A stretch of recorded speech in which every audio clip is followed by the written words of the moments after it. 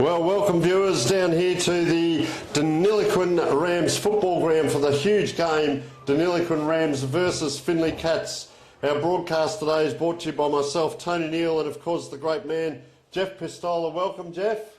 G'day, Tony. Lovely to be here, and well, true country community football here on Good Friday. What more could you ask for? Oh, sensational! And I'll tell you what, the ground here is chock-a-block. You can see on screen there, bathed in sunshine.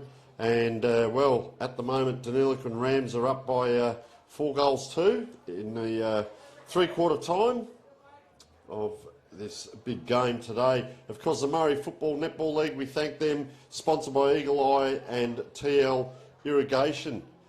Well, the coaches, Ash Morris and Jordan Taylor, spoken to both of them over the last couple of days, and we're going to have a bit of a look as we go into our pre-game at what both coaches have said, and there's an interesting couple of comments at the end.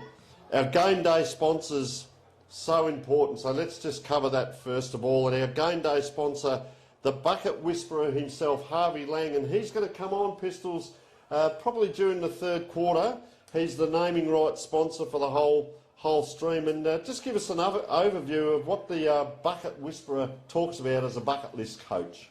Well, bucket list life coaching offers a unique approach that brings your bucket list, of course. So the name, Tony, through reverse engineering your list, we dissect every goal and aspect of your life, turn your dreams into reality. How good's that? Focus is not just on reaching self-imposed destinations, but on your personal growth through the journey, Tony. Discover the unknown you that emerges on the other side. There's a few people that we can think of, the unknown then, and what's on the other side. Well, I tell you what, we had about a 30-minute chat with Harvey the other day, and as I said, it's exciting. He's going to come on during the third quarter. A big instigator, of course, of this live stream and commentary as well. I know he's got a bit different aura about you since last time I saw it. Is that because you have found your inner self? Or? Yeah, I'll tell you what, he's a very inspiring man, and we'll come to that when Harvey comes on. Of course, 3 sons playing, so we asked about that. There's Jack, Charlie and also Tom, and you've got them in order of age, have you? Yes, Jack the oldest, Tommy the second oldest, kicked 95 last year, so knows where the goals are, and of course junior Charlie Lang, so looking forward to seeing them go around tonight. So I'll tell you what I'm looking forward to as well. If they get hold of the ball, we're going to call it Lang Ball.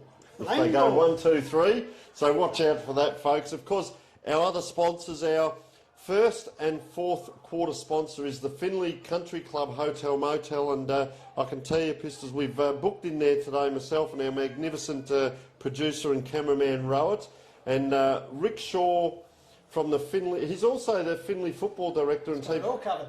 They are also the Mark of the Day sponsor. What do we know about Rick and the Finley football?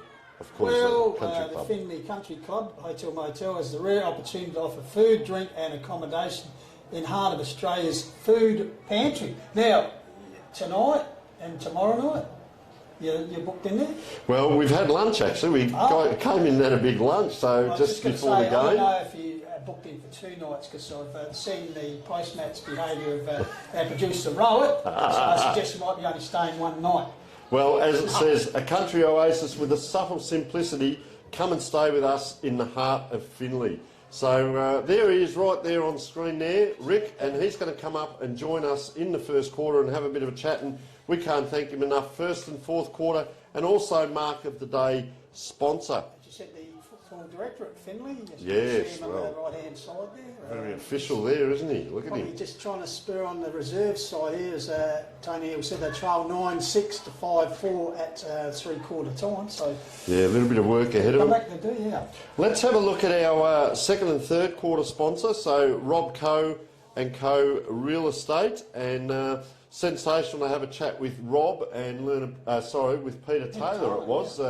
We're going to have a bit of a chat with him, and I reckon he might be the golfer. He's pretty keen on his golf. So what do we know about Rob Crow and Co Real Estate with Peter Taylor?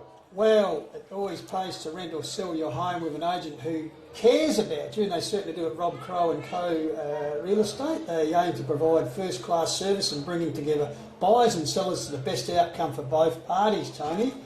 In residential and rural properties, as we said, sell or rent with an agent you can trust.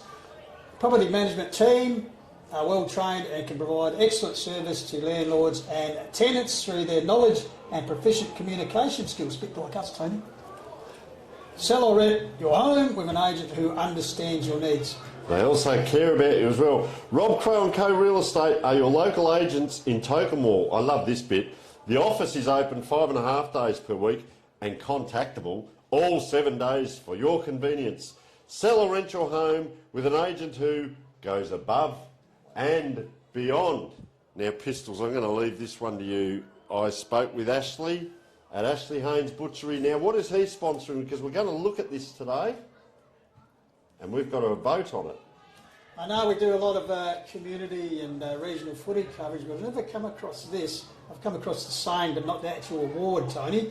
We're actually here today in downtown Deniliquin at Harding Street Oval. We will be judging the snag of the day. It's got nothing to do with the barbecue. Sensational. And get this, the winner of the snag of the day will win a kilogram of gourmet sausages from Ashley Haynes Butchery. So I spoke with him, sorry, very quickly. I said, right. does it matter which team it comes from? He said, no, either side, which I think is sensational. And they can go into the shop and get a kilo of gourmet sausages, fair dinkum Pistols. You'd be lining up. Now, they've been around forever, a bit like yourself. First Haynes Butchery opened its doors in Tokemore. That's it, yeah. That's it. On the Murray River in 1950s. Well, you would have been just 6 years old or something. Run by Norman Haynes from a pioneering farming family in the area, so locally produced meat. Norman's sons took over the butchery business in the 1960s, so family generation. Robert moved north to Finley and Robert's eldest son Ashley bought the butchery in 1992, Tony, and has renamed it Ashley Haynes Butchery, but still it evolved from back in the 1950s. So Ashley and his wife Ruth continued to provide the same friendly service to the community that was offered by his forefathers. A service people have come to know and expect, especially in country and rural areas, isn't it? You know, everyone knows everyone. You know, yeah. Wait for it, you've got to be accredited. The accreditations include the Australian Meat Industry Council, the Independent Local Butcher, the Q Award, which is a quality assurance link designed by the Australian Meat and Livestock Association that ensures that Australian quality standards are maintained from farm to consumer. So that's our snag of the day. Fantastic Pistols. Often, perhaps the multinationals, as in the supermarket chains, but you cannot beat the old-fashioned country butcher. So Ashley Haynes Butcher is the place to go, and we're looking forward to the snag of the day. All right, so moving on, ground conditions for the people. You can see this at home, bathed in sunshine, not a breath of wind. It's quite firm out there, Pistols, and doesn't appear to be a cricket pitch, so it's going to be great all through the middle there. Dry throughout, as you expect at the end of summer, but what a spectacle to come in. They said it's the size of the MCG, this ground. What have we got on the weather, mate? Have you got any current temperature and expected temperature? I've been studying here, and as I said, if you're watching this on our global stream, you're about to see a great game of footy, because filming footy bringing you all to big action as we kick off the 2024 season. So, forecast temperature here at Deniliquin is 32 degrees maximum, but when this game starts 6 o'clock, say in about 20-25 minutes, it's predicted it'll still be around that mark and getting down to the mid-20s. So, Tony, what's bad enough is the fact that it's going to be warm. In fact, last week, cricket finals have been staged in a lot of areas. Here we are, first round of footy, it's cricket-like weather, and first game, and it's going to be 30 degrees. So I suppose as a coaching, match conditions, you can pre-season, but you can't be out in the fray of battle. So that adds an extra big element, the physical preparation. But you don't expect 32 degrees on the No. So interesting, and we'll bring that into the call, Jeff, because I'm fascinated by all this working with players. And you look at about the 15-minute mark on, and you look for signs of fatigue. So, of course, dehydration, 2% dehydration causes errors in skills. So what that means is a player will miss a target instead of hitting a target, or you might see a kick that drops 10 metres short because just general fatigue. We'll be looking at rotations, how often they're perhaps coming on and off. And I like there's a let out here in long sleeves at the moment, they're hands on hips and where the body language goes, because it becomes infectious. The head drops, the body language starts to go, and then that can have an impact on some of the other players. We see some of the players in this game now. We're halfway through this last quarter, and you start to see them walking instead of running back to position,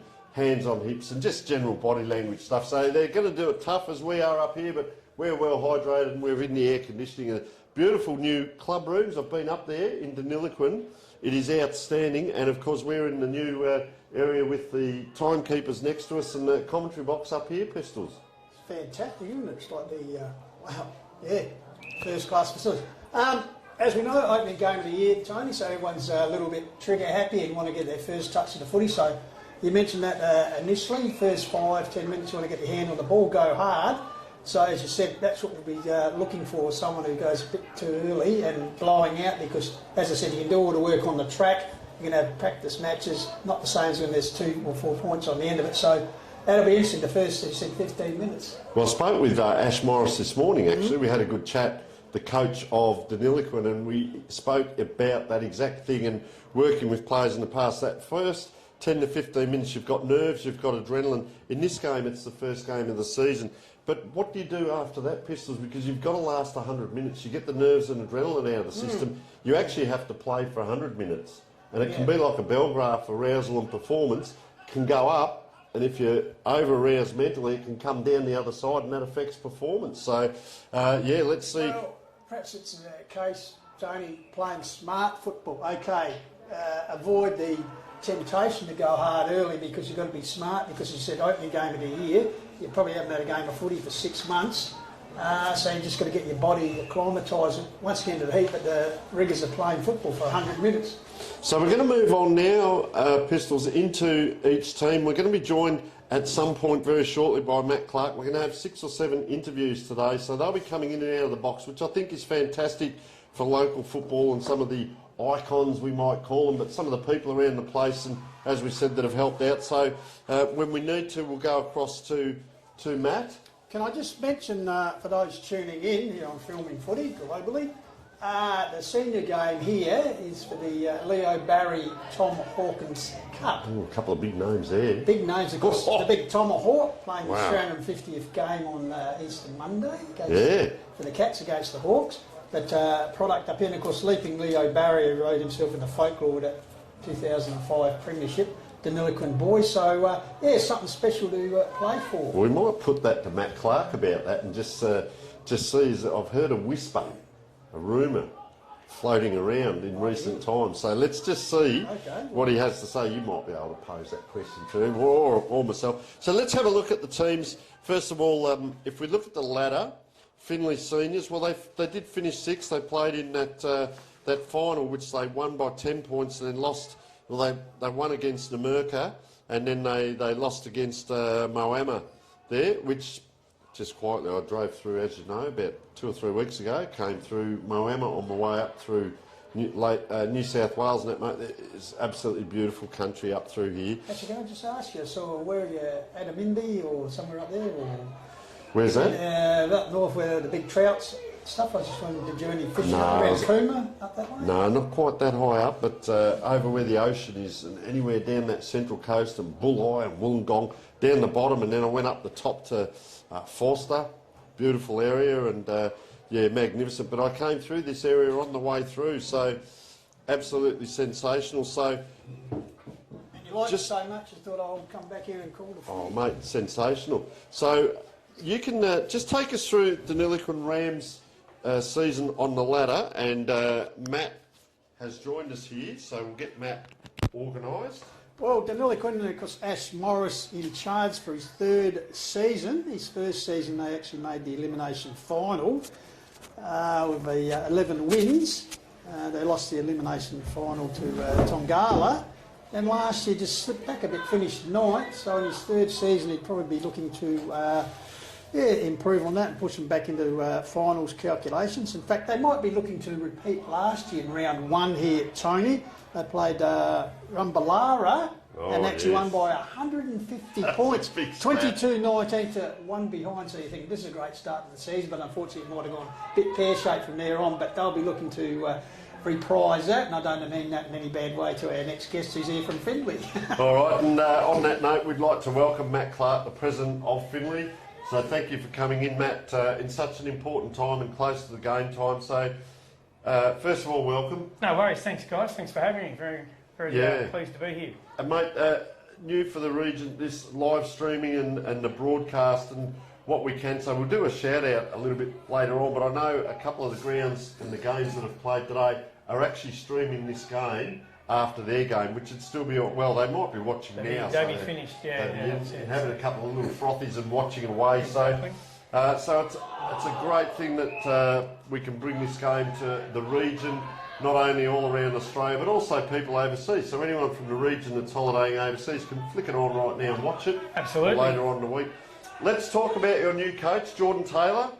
The background, mate. What's his background? Geordie's actually a local boy who's grown up. He's played a lot of his junior footy here with the Finley Cats. Was actually part of our 2012 grand final side, and then he's sort of branched out from there. He went over to South Australia, up to Queensland, and for the last 3 years has coached the Wodonga Bulldogs in the Ovens and Murray. So we're thrilled to have one of our locals come back and coach our senior side. And he's, of course, the playing coach. He said, if I get through training last night, he said to me, this was yesterday, so I get through training tonight, I'll play. And I said, well, just put the ball under your arm, put the whistle in your mouth and walk around. I said, you'll be right, you don't want to peak too early. What do you think, Jordan can bring to the club? Yeah, so just to touch on your point there with Geordie, he's been probably one of the unluckiest people in country footy. Even from a young age, when he was playing juniors with us, he had bad hamstrings, and look, he's certainly done the hard work to get himself back to being able to play. And I think in the last 3 years at Wodonga, he may have only played a total of 10 games in 3 years. So he's certainly been slowly with him with this pre-season, but he's got through the whole of pre-season. So what can Geordie bring to the club? Firstly, he brings back locals. We've had a heavy focus in the last few years that to get our local boys back, guys that have played junior footy with us and have branched out. And we're very encouraging of people to branch out, go and test themselves at a higher level. With Geordie coming back and sort of co-align with a lot of others, and if you go through our team list, I think basically all but about 2 or 3 are actually our local boys, and the rest of them are all mates of local boys. So and it's a young squad. We had a chat with Jordan yesterday, and he said very young squad. So as a president, people come in, they have the interview, and the coach goes, well, I'm all about development, and organically, then we'll win some games, and this will happen. And the committee, not saying you guys, but some committees will say, no, we're all about winning, da-da-da. Sure. What are some of the discussions you've had that you can share with us, and are the coaching committee on the same page, which it certainly sounds like Finley are? Oh, absolutely, look, we probably, to be fair, we started discussions with Geordie, over the last couple of seasons, and it was all about timing when the timing was right for him, and we were respectful of that. But when you say about being on the same page, absolutely. We as I mentioned before, we're all about having our local boys back representing Finley. And like I said, he brings that with him. So when we talk about being on the same page, it's still we feel we're in that development phase. We've got a lot of our juniors that are coming up into senior ranks, and they'll take some time to grasp senior football and develop their bodies in the gym. So Geordie's fully aware of where we see us going. The other thing that we're really heavily focused on is sustainability. A lot of things with country footy, you'll see, fluctuations from up high, and then they'll drop off and up high, and we've been prone to that ourselves. So one of the things we definitely spoke about was sustainability and sort of close the gap between the ebbs and flows. We do a lot of games throughout, regional SA and hopefully Victoria and also Western Australia, and a big thing with the club seems to be, and it's not isolated, it's retention or recruitment of juniors. With Finley Football Club, where you run the Colts, do you start at Moddies, and is there a shortage of kids? Or So that's a very good point there, mate. We actually we find ourselves this year. We've gone okay in the last few couple of weeks with our numbers in our thirds, but we have a program that we've introduced here, and I don't want to delve right into it, but it's called the Transition Program, and it's... You don't want to give secrets away? No, I'm not giving secrets away, but basically it's heavily attached to our thirds 18 that that are coming out of junior footy, they finish their junior career and branching into senior footy. And like you say, it's about retention. You know, a lot of the times our kids have to move away for university or jobs. But yeah, basically we've developed this program. It was created by our previous president, Ashley Haynes. It's a magnificent thing, and it's something that we will endeavour to continue to do. And yeah, as I said, it's all about retaining our junior kids. So a bit of research on the Facebook page shows us the 4 names I had, and there might be a lot more as well. But so Rory Wallace. So I thought it was great you put that transition. You've got your recruits coming in, who's re-signed, but transition to seniors. So we've got Rory Wallace, Nathan Brown, Zach Everingham, and Riley Sutton so far on the page. That's this year's last year's crop basically that come up out of the thirds and into senior groups. And look, what you'll see today is, if I'm just looking through the team list there's 1, 2, so basically those first 3 guys that you've got there, they've all gone through. 2 of them have finished it, and basically if you look through that side, there's probably another 3 or 4 there that have basically come through our junior program and through this transition program, and it's great to see them, you know, turning that into regular senior footy. Now, Matt, obviously a bit of a local derby here, derby, rivalry. In fact, last year you scooped the pool, won by a point. We did, Finley. Good Friday, this corresponding game last year. We played under lights at Finley, and it was a kick after the siren, basically. It was. Yeah. And then won by 16 points. Yeah, so in the return match here last year, it was a good game of footy. Finley and Denny is always great. It doesn't matter. It's one of these cliches, but it doesn't matter where you are on the ladder. You know, the games between Finley and Denny are always hotly. So pretty close. What's the distance between the towns? About 55 k's. Yeah, 55 k's. And look, as far as Murray League goes, this is our Finley. It's our last traditional rival with other towns that are neighbouring us have moved away from the Murray League. And so Finley and Denny are it's our last traditional rival. Righto, so it's always special to win it. Absolutely. Hawkins, or Leo Barry, Tom Hawkins Cup. Yes. I believe previously it was Shane Crawford, who used to live in the area. Yep. Now, Tom Hawkins, because is he going to scare Easter? Come on. How do I know where you're going with this question? Is there a rumour, is there? Well, I'm not a local, just so the rumour is buzzed around. Well, I will say this to you. If you're in Tom Hawkins' form at the moment, why would you thinking about coming back to local footy? No, diplomatic enough for you? Maybe here just to present the cup, that sort of situation. I'm not sure if he'd be here today. He's got a pretty big milestone coming up on Monday. It is, yes. Does he get back regularly? Tommy is unbelievable what Tom does for not only the Finley Football Netball Club, but the Finley town in general. He's home whenever he can get home. He's got interests with farming back here. His dad still farms, not far out of Finley. So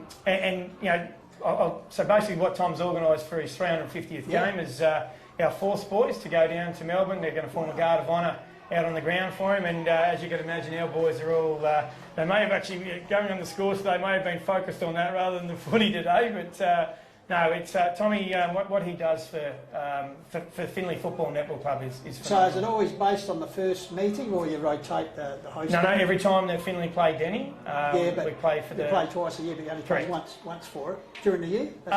Geez, you put me on the spot now. I thought it was every time we played. I have to get that rectified. So you can only hold it for 12 weeks or something? Yeah, basically. Right, It may only be once. You may have me there. So would you know the head-to-head count at the moment? Well, since it's been the Leo Barry, Tom Hawkins, it might be pretty even. I know there's been some years where Denny have been strong, and obviously we turned the tables a little bit last year, but as I said, irrespective of where we both are on the ladder, Finley Denny is always hotly contested. Now, can I ask you just quickly, obviously it was a big year, the bicentennial year.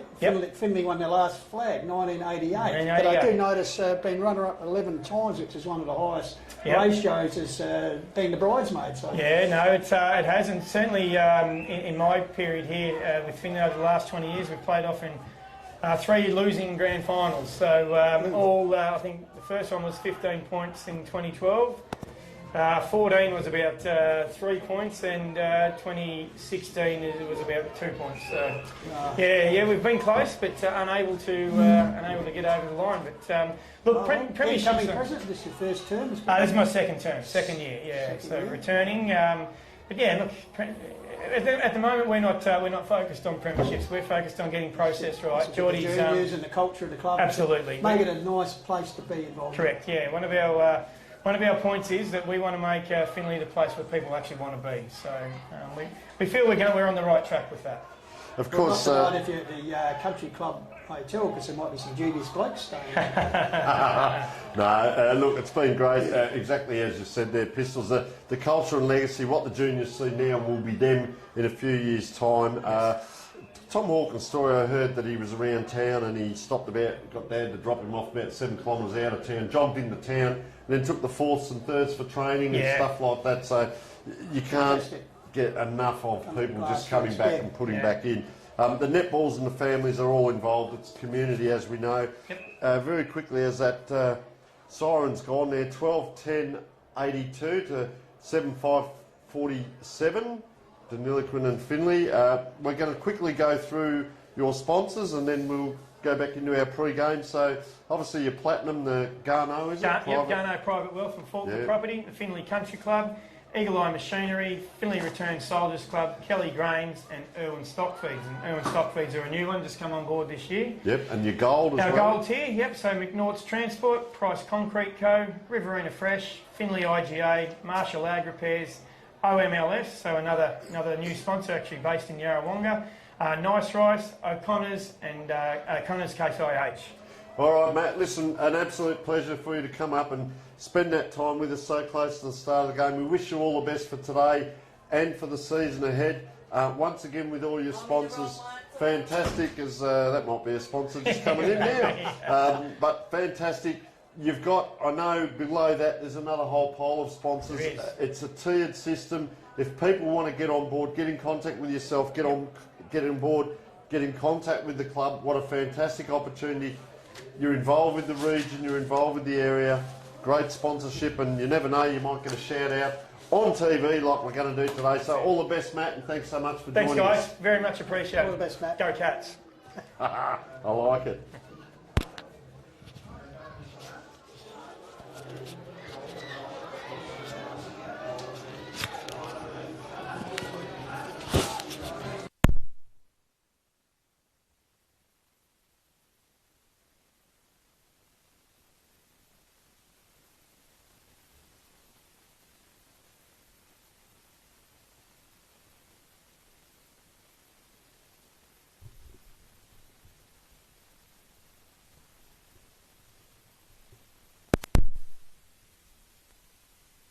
You got to turn it off. He turned this off. So, and you didn't, so I turned this off. I didn't know.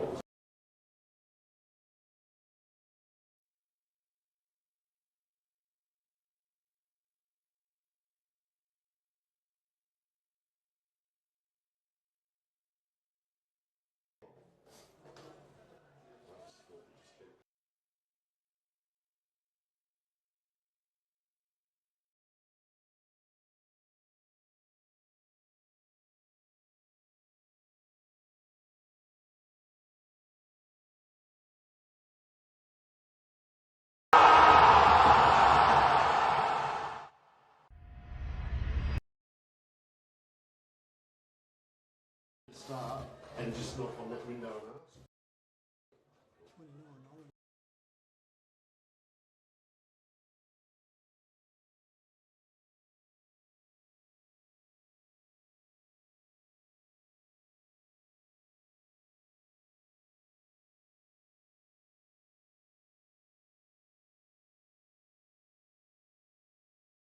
A huge cheerio to the former town newsagent who's now retired and long-time supporter Douglas Smith.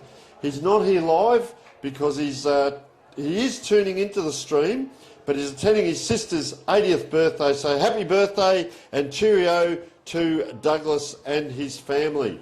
So his younger sister?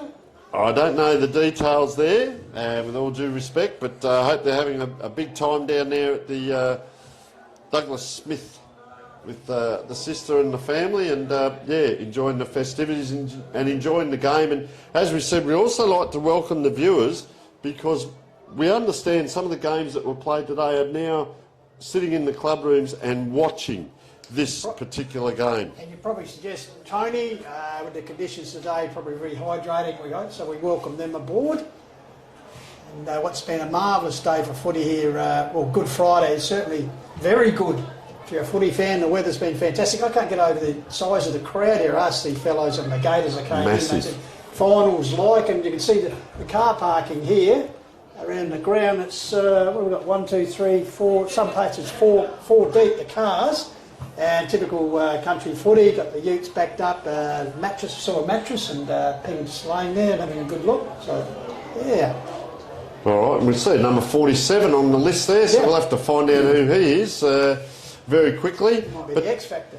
Yeah, so I had a chat with both coaches over the last few days. I'll just run through a bit of this. The team strengths was the first question. So Ash Morris has stated the new players, a lot of local, the contest work, the one-on-one, controlled and not overused the ball and gain momentum and territory. For Finley, Jordan Taylor said we've got a young team, we believe we've got running power, pressure, and we can squeeze the opposition, just like a cobra. So just waiting for the coin toss as we see people just getting across the ground as well. We also asked the coaches about the style of play. So for Denny, we're going to look at the stoppages and clearances and address their needs with recruiting. So they think they're going to be quite powerful with their work there. And for Finley, well, their defensive side is very strong and having also defensive forwards. So when the ball goes in, they want to keep it in. We look at our forward entries. For Deniliquin, the forward entries, I asked both coaches, are you just going to bomb and congest or are you going to kick the leads? Well, Deniliquin, they're going to do both. They back in their one-on-one to the top of the heads, but they also say we've got some good players that lead, so they didn't get a lot out of that one. And for Finley, they really need to assess what's ahead and quick movement and also the one-on-one, so it just augurs for a humdinger. The back line, is it tempo, speed, do you kick across the ground or down the line and do you press? For Deniliquin, let's see what the opposition gives. The corridor, the overlap, we may press and we want composure. For Finley, tempo, press and attack long. And where will the game be won was the big question. For Deniliquin, pressure on the ball, respect the opposition, key matchups and our midfield with sustained pressure. For Finley, their midfield, respect for opposition, contested brand. So it's a like for like, Pistols. It's building in to what is going to be a huge game, the first one of the season for both these teams. Just seeing the toss being done.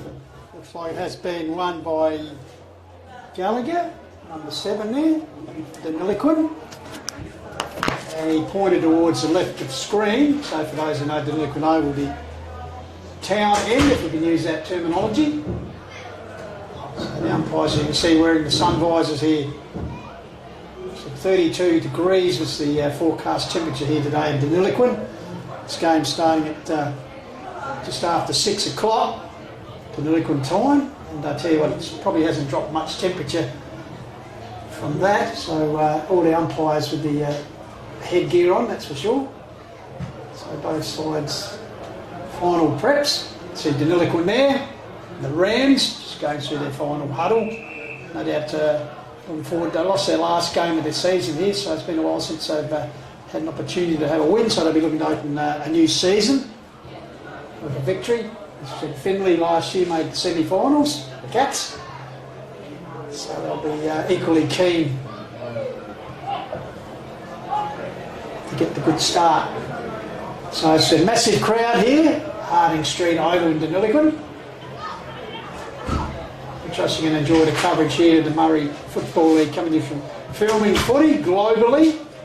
So wherever you're watching, strap yourself in. So for the viewers watching around Australia, Pistols, Around the world, I suggest. yes, that too, and the locals would know this rule. So number 37 for Deniliquin Rams is Jake Herbert, and he is the sub. So a player will come off, and when they're off, they're off. They put a red jacket on, and yeah, Jake Herbert will come on. And for Finley Cats, that's why we had number 47 there. So he is Jordan Sykes, that young man, and same thing. He'll have a red. Well, he won't. The player coming off will put a red jacket on, and then he will go on and participate in the game. So just having a look here. Players just going into position. Geez, look at the umpires. There's a pile of them out there, isn't there? Just mentioned that with the sun visors on and the sun beating down. So Deniliquin will be kicking towards the left of screen, having won the toss. Geez, I tell you, look at Hamish Shepherd in there, number 45. He's a big fella, isn't he? Absolutely. So they're midfield 44. Actually, he was Fremo rookie listed back in the day, Tony. Sandringham. He's been a much travelled football. East Perth. Subiaco. So they'll be looking for him. A big fella, so they'll be looking to get him first use of the ball, no doubt. So himself, Jack Hobbs is in there. You see 52 is William Henderson and 19 is Lachlan Small lining up. And, well, there they are, shaking hands in the middle. We've got Luke Moore in the middle there. We've got 44. Well, there's another one for us. We'll have to chase him up.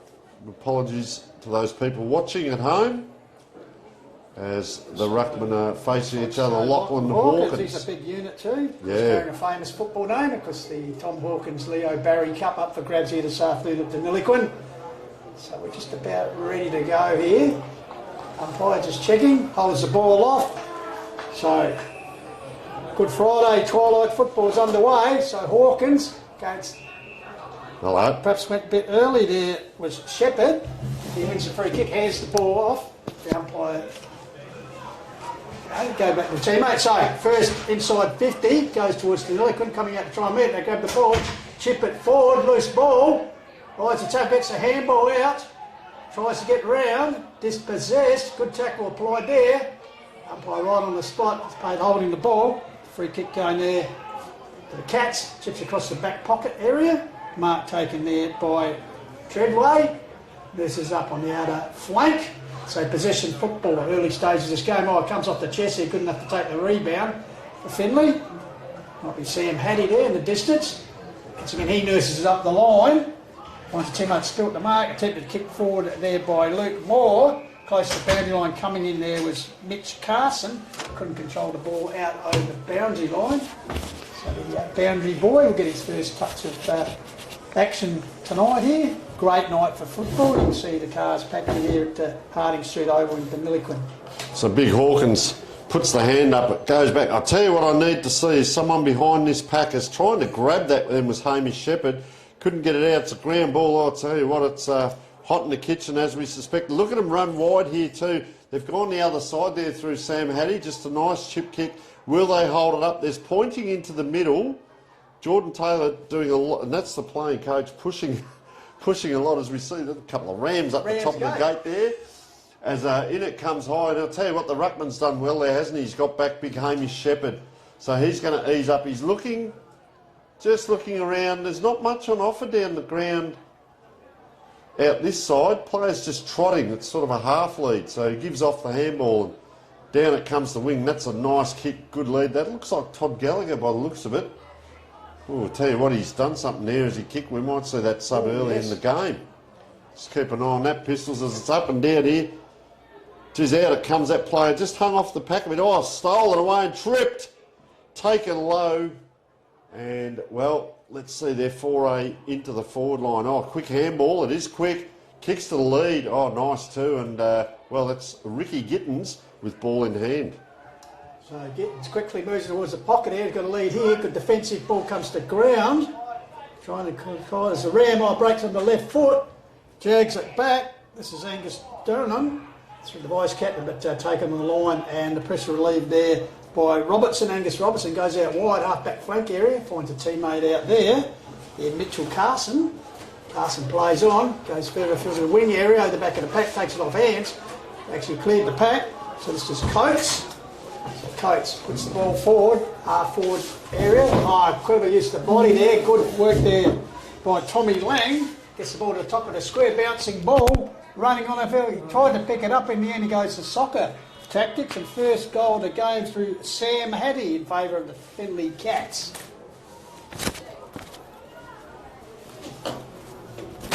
So Hattie making good work of that, but great transition from the last line of defence all the way up the ground. As said, Hattie raising the first goal here.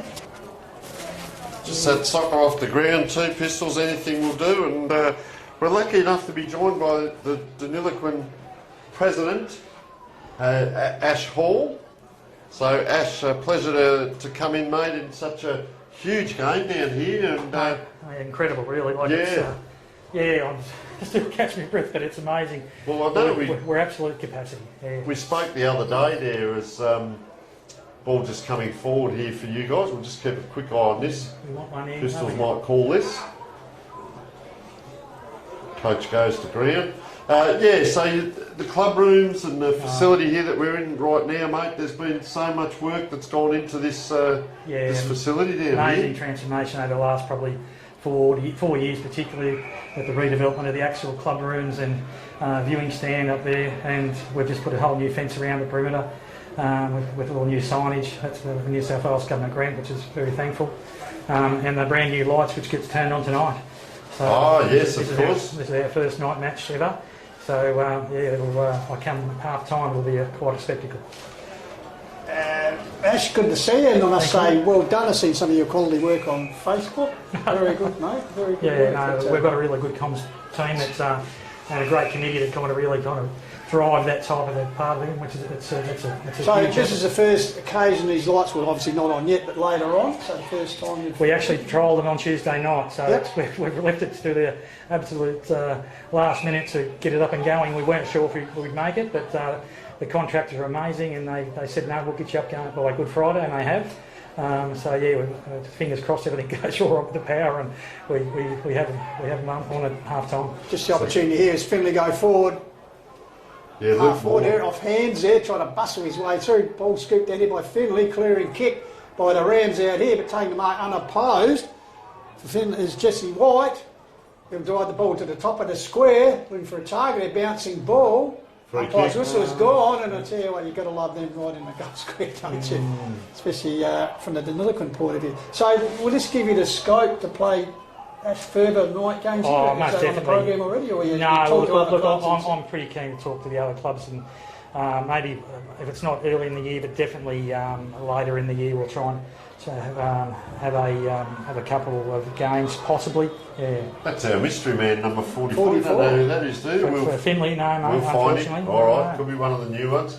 Yeah, so sensational down here, and you tested the lights the other day. Yeah, absolutely. The day that I rang you, you're doing a bit of work down there. Yeah. Take us through the juniors, the importance of building your juniors, retaining your juniors, and getting good coaches in around your juniors. Look, it's imperative. It's probably our core focus we're really working on. We've just started an under-10s program this year, so we've got under-10s, 12s, 14s, 17s, police reserves, and that just and the netballs are in the same type of thing. So we've got an amazing junior kind of, and they play Sundays, and they'll play under lights Friday nights now, our little 10s and 12s. Yeah, so we'll have a good crowd coming down to watch those guys. A pretty historic football club. They're looking at 91 years old. Yeah. With the league itself, because a lot of regional community football in various states, unfortunately, leagues have actually folded and that sort of thing, but the league's pretty stable. Murray League, I think particularly this year, I don't think there'd be probably 7 or 8, 9 clubs that have really had a crack at a big recruitment this year. So it's going to be an amazing year.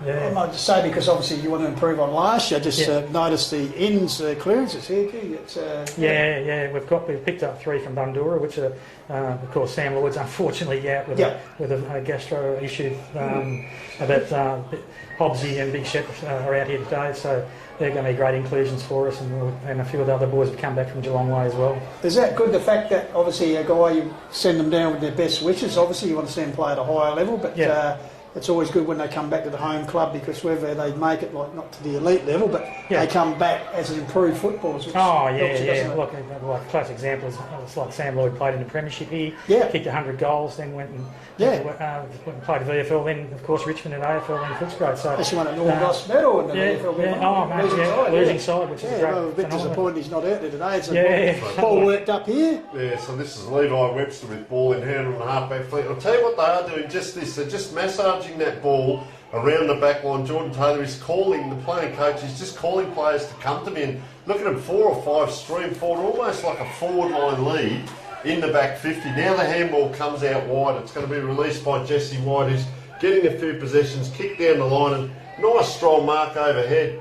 That feels good when it lands in the hands like that, and that's Lenny Detoli coming into the team. We had a fair few. Oh, hello. There's a 50 metre down here, and that's Angus Robertson. They do the 50 metre, Ash, Yeah, no, that's... Is the stand rule in vogue down here, and the 666 certainly isn't. Do they do the stand rule, do we know? I can't tell you that one, mate. Put you on the spot. So I've been joined here in the first quarter by Ash Hall, the president of Deniliquin Footy Club. Ash, the club, even though the seniors missed out last year, I know the reserves made the finals, you're under 14, so the club has a good mix of finals success. No, definitely. And our netballs are very successful. They went through pretty well, undefeated. Unfortunately, they missed out in the finals, but they've got a really strong side again in the netball fraternity. But look, we think we've got a good mix of our football club, particularly from the bottom right up. We're looking forward to a successful season. So Ash Morris, his third season in charge, took to the finals 2 years ago. Then last year, injuries. Look, we probably just we were probably just a couple of players short. We didn't get beaten by a lot of. We'll get where they're kicking out. Just a free kick. Just free kick in front of goal there. Sorry to interrupt, gentlemen, but that's all right. The ball it was really a hot ball in there. Mitchell Riley applied the tackle, and ball dropped the ground, and he's going to have a shot on goal here, Mitchell Riley. Pretty much in front, probably 30 out. Oh, he's on the left foot and playing with a right-footed ball today, so he's actually missed that one. So first minus score of the game, so it's Finley 2-1 leading the Denny Rams, and we just yet to score, so 10 minutes is ticked over. Hey, one thing that struck us, the ground surface here, it's absolutely magnificent. It's incredible what the transformation. No, we do. They've helped a bit, but it's basically all volunteers. We bought a new mower, and that's a fairway mower, and it's gets mowed twice a week, and they say that's the key. So we've got a series of volunteers that do that, and it's just a true spectacle. You want to be careful saying it's the fairway mower, and people will be out here with their golf sticks next. So with the Murray League, Ash finals allocation, do they rotate the grand final? They don't. Moama's got the grand final pretty well over the last 3 or 2 or 3 years, and look, they do get a massive crowd there, so I can't see the Murray League running away from that because it's got the facility to it get has a crowd I think it's just that kind of a Melbourne and Echuca crowd that they just they've got a really enormous base to kind of attract that crowd. That's probably this is spectacular what we've got here today, but it could be double, triple time what they'd expect on grand final day in November. So you can count you as a northern outpost of the league. This is you and Finley. I think you're the only 2 New South Wales. I think we are at the moment. That's right. Moama. Okay, so 3 of you. So New South Wales, obviously the predominantly code rugby league, is it a major clash with that here? They've played a bit of a union and league, but nothing of the strength of Aussie rules. Predominantly, we're probably class ourselves as a Victorian town. We're only kind of 45 minutes from Echuca and 3 hours from Melbourne. We're 7 and 8 hours from Sydney, so we get Victorian television. We've got an A3 phone number, so we're basically Victorian. All right, Ash, we'll let you head off in a moment. Just a quick mention, a couple of your sponsors. I'd love to do that. Let us know on air, mate, while we're doing. We have an amazing group of sponsors, and Murray Constructions, the Purple Group, Richie's IGA, Denny RSL, and Fortnum Property are just 6 of our big sponsors, but we've got a lot more, and we're really thankful for those guys because they make the club tick. So anyone who's watching the stream from Deniliquin, get down there and support those sponsors because, as Ash said, without them, you can't survive. So well done to those guys. Appreciate you guys doing this. Yeah, and exciting as well for all the league to be able to get some vision, as we're seeing here. As we said, there's some clubs, other clubs that have played today that are watching this, and we're going to be catching up with some of your coaching staff over the next day or so, and just going through this sort of stuff, what we can do with vision and stats, and how that can help the coaches, as well as all your members and supporters. And just quickly, one more thing, sorry to keep you, you've got presidential duties, but the crowd here, this is just absolutely brilliant. Yeah, It's just because of the rivalry. Yeah, Deniliquin's always, Good Good Friday's always been Yeah, great something to do. because it's a bit of a kind of a day where people are looking for something to do. But yeah, it is an amazing spectacle what we've got here at the moment. Yep. All right, so Big Haney Shepherd just coming off there in the shadows, and it's a bit of a blow. It's Ash Hall has been joined us, so thanks very much, Ash, and thanks for your hospitality. No problems at all, guys. Thank you. Thanks very much, Ash. Good on you. All right, and well, we'll be joined in a moment by Rick Shaw, the sponsor of the first and fourth quarter. We'll just call a little bit of footy before we get you on, Rick, and just come in, mate. We did see you out there officiating during the reserves game as well. You're the everywhere. Probably could have been on, but they've found 18, or probably about 60 players better than me at the moment. So here's a chance for Deniliquin deep in their forward line. Oh, a strong attack on the ball there. Desperate defence by the Cats. Ball held in, umpire comes in with ball up. So about 20 metres out from the town end left-hand side of the screen, which Denny Rams are king doing his first quarter. Yet to get on the board, 2-1 plays yet to score. Reach on top, ball comes down, quick kick away. Camped under it and taking the mark for the Rams is Charlie Hillier. Wastes no time, he's got a loose man out wide and picks him out nicely. And Liam Pitts has a flying shot, has missed the big sticks, but he's registered the first score of the afternoon or this game for the Deniliquin Rams. 2-1 plays, one here on Filming Footy, 14 minutes expired. So number 44 out there, we found out is Mark Wiley, one of the big recruits, isn't he, for Finley, of course, and an outstanding player in his own right. So that's handy to get you in right at this time, Rick.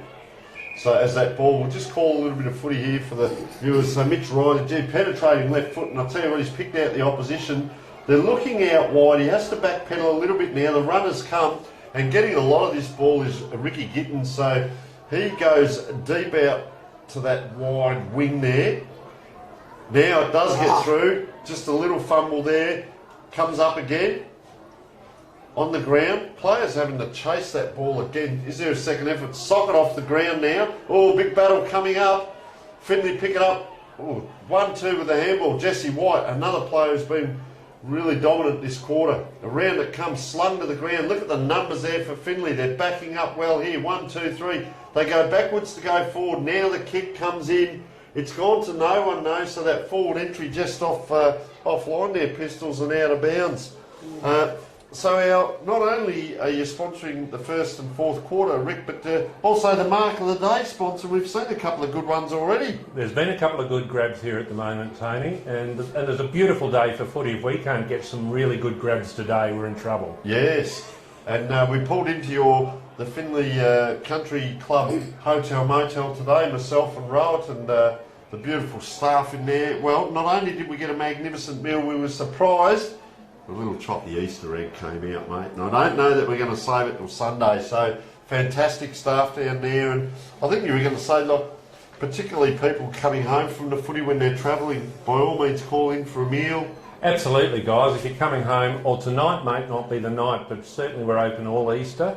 We're open for dinner and lunch Saturday, Sunday, Monday. We are open tonight, but the footy at the moment, I've got to say, is far more tantalising than even our chicken schnitzels. So I can tell you, Rick, you may not know this though, but we set the ladies up with the TV, that quick kick around the corner. Just watch this for a square moment. mark taken there. He thought about playing on, but decided to go back to the second shot. This time he plays on. yeah, Tom Lang. That's it, the goal kicker. Tommy that's Lang. it. Yeah. As I said, 95 last year. He's raced his first for the season. Yeah, so we were having lunch and we were talking to the ladies in the facility there, and we said, listen, you can live stream the game today if you want. Well, away we went. So it's being you're not there, and it's being live streamed in your facility. Look out! We'd rather see it live, but if not live, certainly come down to the Country Club. It was a pleasure to see you boys put that on. We didn't ask for it, and it's those little things that make a big difference. And we hope you'll make a big difference to the Murray League and how we can go with our... Hey Rick, I heard you do run a quality business and venue. I'm a bit worried about some of the customers you're allowing to stay there overnight. It is a bit of a worry, but certainly we sometimes put on our blinkers, and it's the people with them. So if he brings two good blokes with him, the third one we can just sort of fit in somewhere. So ball back in the centre. The big Hawkins. It's 3-1, plays one behind in favour of the Cats. 18 minutes just ticked over first quarter here. Good Friday twilight battle. Ball in the centre square. Working hard there, handball out, going to ground. There was the player. Comes forward, bouncing ball. Good strong attack on the ball. Oh, the old don't argue there around the corner. Top of the square on his own. Handballs it off. I think this is Hillier. Like his work already in this game around the corner. He's happy. Charlie Hillier. Raises the first goal of the season for the Deniliquin Rams. They did that well, Pistols. That ball came in. They had the spare pretty much down in the pocket, the big fella. Sort of hiding, biggest bloke on the ground, but he's hiding in the pocket, and quick movement, sharp handballs, and there's the goal on the board. We're just starting to see patches of both teams now coming together. Finley have had a fair bit of that ball and scoring well, but some of the forward entries have been a little bit iffy at times for both teams, but well manufactured there. And Rick, long time supporter. We know you're the football director. Tell us a little bit about your role as the football director for the Finley Cats. Yeah, pardon me. Yeah, we came into it probably 2 years ago with when Matt Clark was elected president, and ultimately our goal is to bring back to Finley players that have played or had some connection with Finley. Really proud to say that we've got a lot of players out here today, or nearly all of them, have some connection with Finley as either past players or friends of players. Mark Wiley and of course the coach as well. That's a good grab. Sorry, Tony. Yeah, Taking in the big away. man. Then Shepherd back on the ground. Of course, the former DOCA listed player. Much travelled. He's per Subiaco Bandura, but he's missed on this occasion. In fact, missed everything, so out of bounds in the full. So Finley deep in defence. Short kick up the line, finds a teammate there in Wiley. Time nurses up the line. Carson. Finds Carson right in front of our filming footy broadcast. Berth puts it down. Big Hawkins couldn't control the ball, flicked out there nicely. Then he goes forward through the agency there of Hillier, Harry variety. Once again, the Cats firm in defence, sweeping handball there.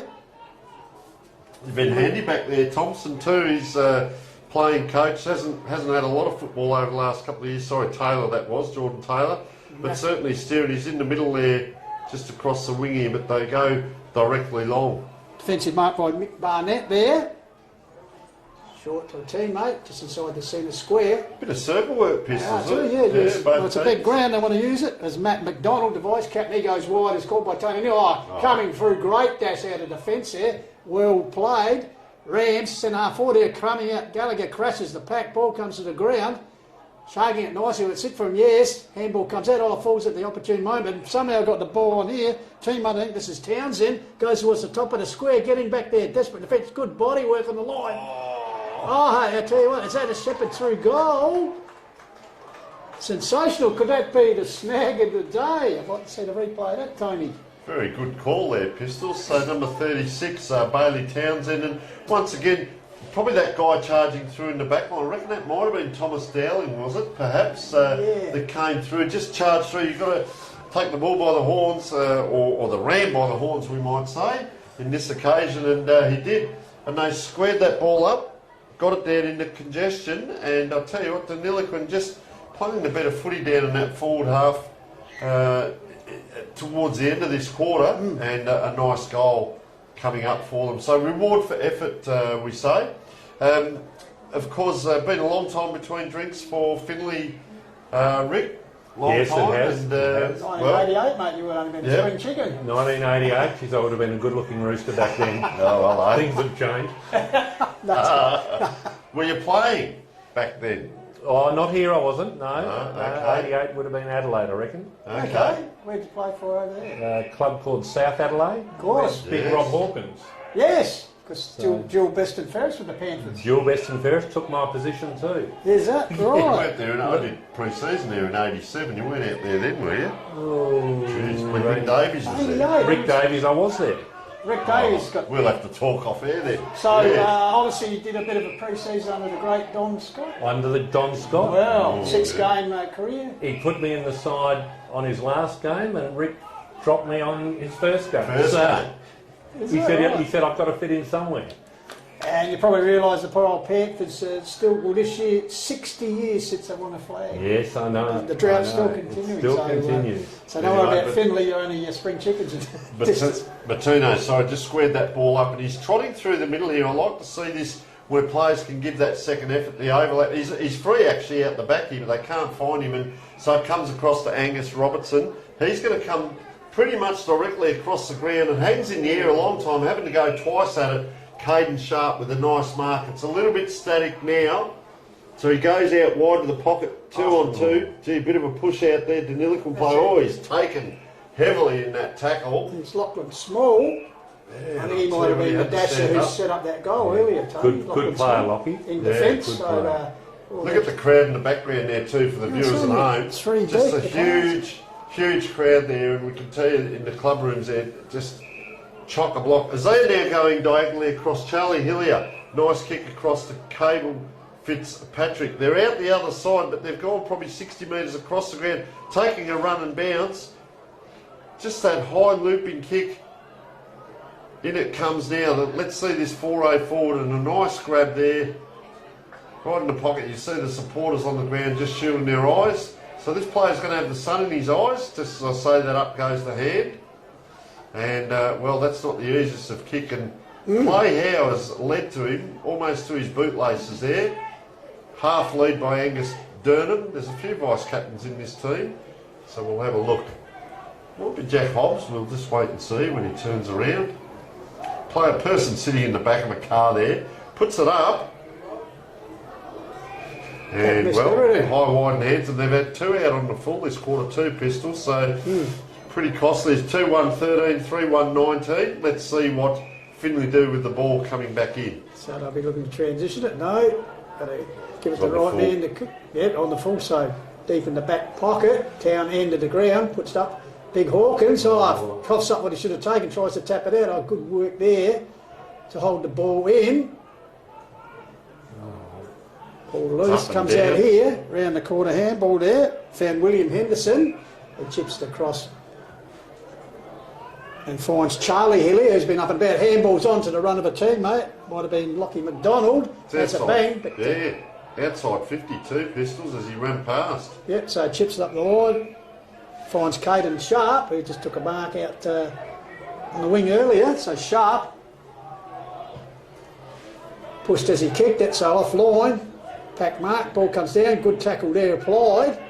Scrambly play, ball comes out the back door. Strong body work, put his body over the ball was Kyle Coates there. Coates. Ball held, didn't he? The other one was Jesse McDonald, went in quite hard there, and they just trot back.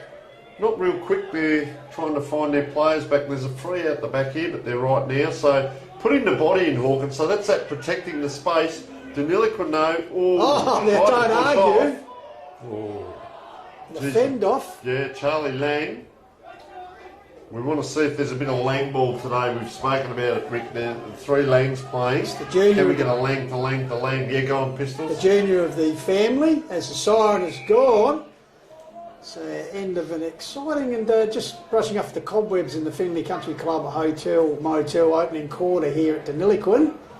And after Finley had the early break, kicking 3 goals early and counted there, so Finley's 3-1 lead the Denny Rams 2-1 here at quarter time on Filming Footy.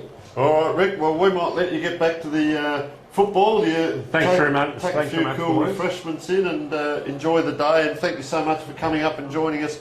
First and fourth quarter sponsor, as well as Mark of the Day sponsor, mate. You're an absolute champion. Thanks so much for joining us. Thanks, boys. Thanks for joining us Good on and go Panthers. Go Panthers. Exactly. As Mike Rand said, the former premier. Play Red Legs this week too, I think. All right, we will take a short break and be back with the big second quarter. Done. Thanks so much. Thanks.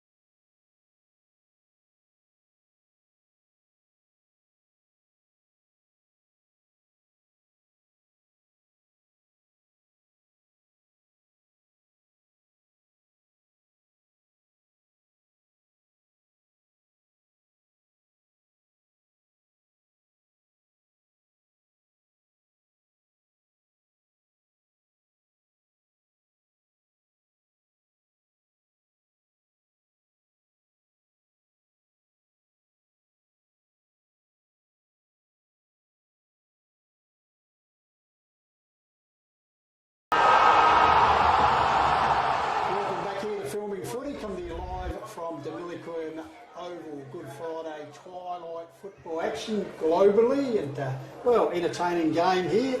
Quarter time. It is the Finley Cats 3-1-19 leading Deniliquin Rams 2-1-13. Massive crowd in the house. Very warm conditions, as you can see. Blue skies, warm temperatures. 32 degrees was the forecast temp here today, and I reckon hasn't dropped much lower than that. And, as you see, both huddles taking in the shade, which is starting to drift across the oval. So both coaches, Tony Neal, Jeff Pistola here with you, and Tony Neal. So Tony, just put your coach's hat on for a minute. They're respective coaches, so I'd be happy. As I said, only one kick in the game, but how'd you see it? Yeah, well, we saw Deniliquin fight back, didn't we? Finley came out and kicked those early goals, and Deniliquin were just pushing away. And I think the igniter for them was that gentleman that charged through the pack down the back line, kicked it diagonally down the ground, and we saw what we may consider as one of the snags of the day from Bailey Townsend finishing. And I think it's important to reinforce the positives, look at the high points, and the other side of it is when the ball gets down into that forward line and actually gets finished off. It's one thing to get it into forward line, everyone bangs on, get the ball in our forward half. You might have 15 forward entries and 13 of them come back out. Get down there and finish off, and Deniliquin actually started doing that quite well in the second half of that first quarter, and they find themselves only the one goal behind. I think also first use of the ball in the middle, the big fella in the ruck there, Hamish Shepherd, is just a little bit more athletic, will we say, against Hawkins, but Hawkins is able to protect where the ball drops. He puts the arms out, and he's a hard man to get around. And frame of his, as you can see in the right. Play to your strengths. Yeah. So all in readiness. Umpire holds the ball off. We're away. The Rob Crow and Co real estate second term. Ball comes out here, crushing his way through the ball held up to him. Wiley, he's a good one to get back, and he's a local. A real standout player. My mate down in Melbourne said, watch out for him, he will be a superstar in this comp. But look at him push off first. Ball's going to go to him. Look at him, just puts the body in. Comes around there. They had three lined up behind that pack then, Pistols. So ball comes out in the wing area. Good attack on the ball. Good tackle applied there by Howe. So just see on screen the Finley players come in. There's a cup or something on the ground there someone's thrown, but see, protects the gap there. Hawkins gets that first tap. Wiley just pops it off the ground there. Good handball there from Coates, but intercepted there. The look away handball there came from Rick Shaw. Still working deep in defence here. Deniliquin trying to clear it, taking over the boundary line. You probably see the crowd spilling over here. It's almost like the 76 Central Grand Final. Oh, have a look at that. Yeah. The crowd, right, perhaps a little bit dangerous here. You think you get those kids back a little bit, but... the old MCG days, I reckon they had one too. Yeah. So Rucks gather. So Shepherd take front position. Meanwhile, there it is, a throw in. He was just looking, that was interesting. Great tap there. Sorry, this is a shot on goal by Charlie Lang. Teammate tries desperately to get it away. Intercept. Here's Lang going to have a second crack. Tries a little dribble. Dacos-esque. Goal. I tell you what. That could be the snag in the bag. Charlie Lang. Have a look at that, will you? Charlie Lang. Just sensational, that little... But it's knowing what... That's a skill. Knowing what to do with the ball when it's in your hands. How to drop it. And everyone just sat back and he thought, well, there's congestion if I try and boot this into that pack. I'll just dribble along the ground. That was a very clever kick. And they were under pressure there, Deniliquin, and, well, they're able to finish Finley. And we did say, watch for Hawkins when that ball up was right here in front of us. Protect the ball drop, and he put that ball perfectly to the crummers. Socks up too, you don't see that very often. He could be a cult man of the day. So, hello. The square drink runner in the square, I think you'll find, the young fella. Yeah. And so, I was going to say two Pistols there, that last throw-in that came in, the ruckman for Deniliquin set up right back, and the ball just dropped in short. It's a short throw-in, but you've got to allow for that in country football. Ball up forward, going to meet it was Burns. Dropped the mark. Desperate work there by Deniliquin. Ground level. Stacks on the mill. So the umpire's paid holding the ball, Tony. Ball Wow. caught in underneath there, so meanwhile the Rams chip it across the centre, coughed up the mark there. In the back there perhaps, yes, and it's Sam Hattie who kicked a very good goal. And 50 has been given here for Just infringing on the mark there, Tony. Yeah, just on that, our better first quarter players, of course, Sam Hattie, number 9, Caden Sharp, number 8, Jordan Taylor, doing well, playing coach, Mitchell Carson, number 29, and Mark Wiley, 44. So Hattie, as I said, kicked the first goal of the game at the 3-minute mark at the other end of the ground. This time he'll have a ping at the town end or left of screen.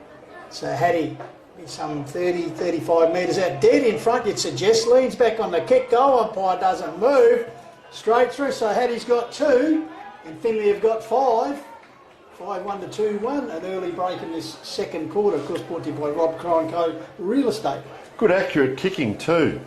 Very good today, as we said, 5-1 to 2-1, but well, they're forging forward again. Pretty much like the first quarter, wasn't it? They opened up, they came out, they kicked a couple of goals and got on top early, and well, let's see if Deniliquin can fight back. And I can tell you what, groundbreaking as we speak. You can see the shadows getting longer, but if we look up, the light towers are on, Pistols. So for those people at home, you're in for a treat. The lights are on here at Deniliquin.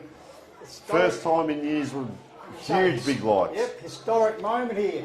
So bouncing ball out here, leading the race, wearing the ex-Border Hocking Levi Webster, all over the boundary line. Sorry, Tony, you picked up something? Yeah, no, I'm just going to say, you can see the big crowd there as yeah, well. in the background you see 3 or 4 deep. Massive. The cars, massive crowd here, why not? Good Friday twilight football live and well here in the Murray Football League. Trust you're enjoying our worldwide coverage on Filming Footy. Deniliquin Rams versus the Finley Cats, round 1. So, sorry, the big man Sargent against the equally big man Hawkins. They jostle. No real win there. Take away. Oh, Sargent. He's forcing a bit of a Lord Everett. Red off hands there. Oh, high tackle taken there by Hattie. So free kick going here to Mick Barnett. So Barnett, what's on offer? He'll come to Cotter inside. He's got a lead here. Good strong hands there. Now goes to ground. Here's our man Small, been impressed with him. Up the ground. Mark taken there. Round the corner was Giddens. Goes further afield to teammate in Durham, but misguided kick and chopped off there by Angus Robertson. So just looking across the ground, the left footer, gee, dangerous spot, but plenty of time here if they can get it up. Oh, gee, I'll tell you what, he closed in quickly. The Deniliquin player took the player high, and he will get the kick out. And that's Mitchell Carson playing good game. And this is what they're good at. They load up through the back here, and they maintain possession. As Taylor got the handball across, they're down the wing now, up and down. Good set of jukes out there. Well done, young man. Gee, went to go on the right, went on the left. Here, on his own. Tell you what, Messingham. he's bombed that up Gets quite it on high. very quickly. So Messingham's run the lead for the ground here, Tony, which you like to see. He's taken the mark and he'll go back. Glad you spotted that, Pistol. He's come a long way down the ground, hasn't he? As that ball came from the far side across to this side, a bit of diagonal zigzag. And, well, he's going to line up Paul Messingham for his first shot on goal. So, cameraman right behind it.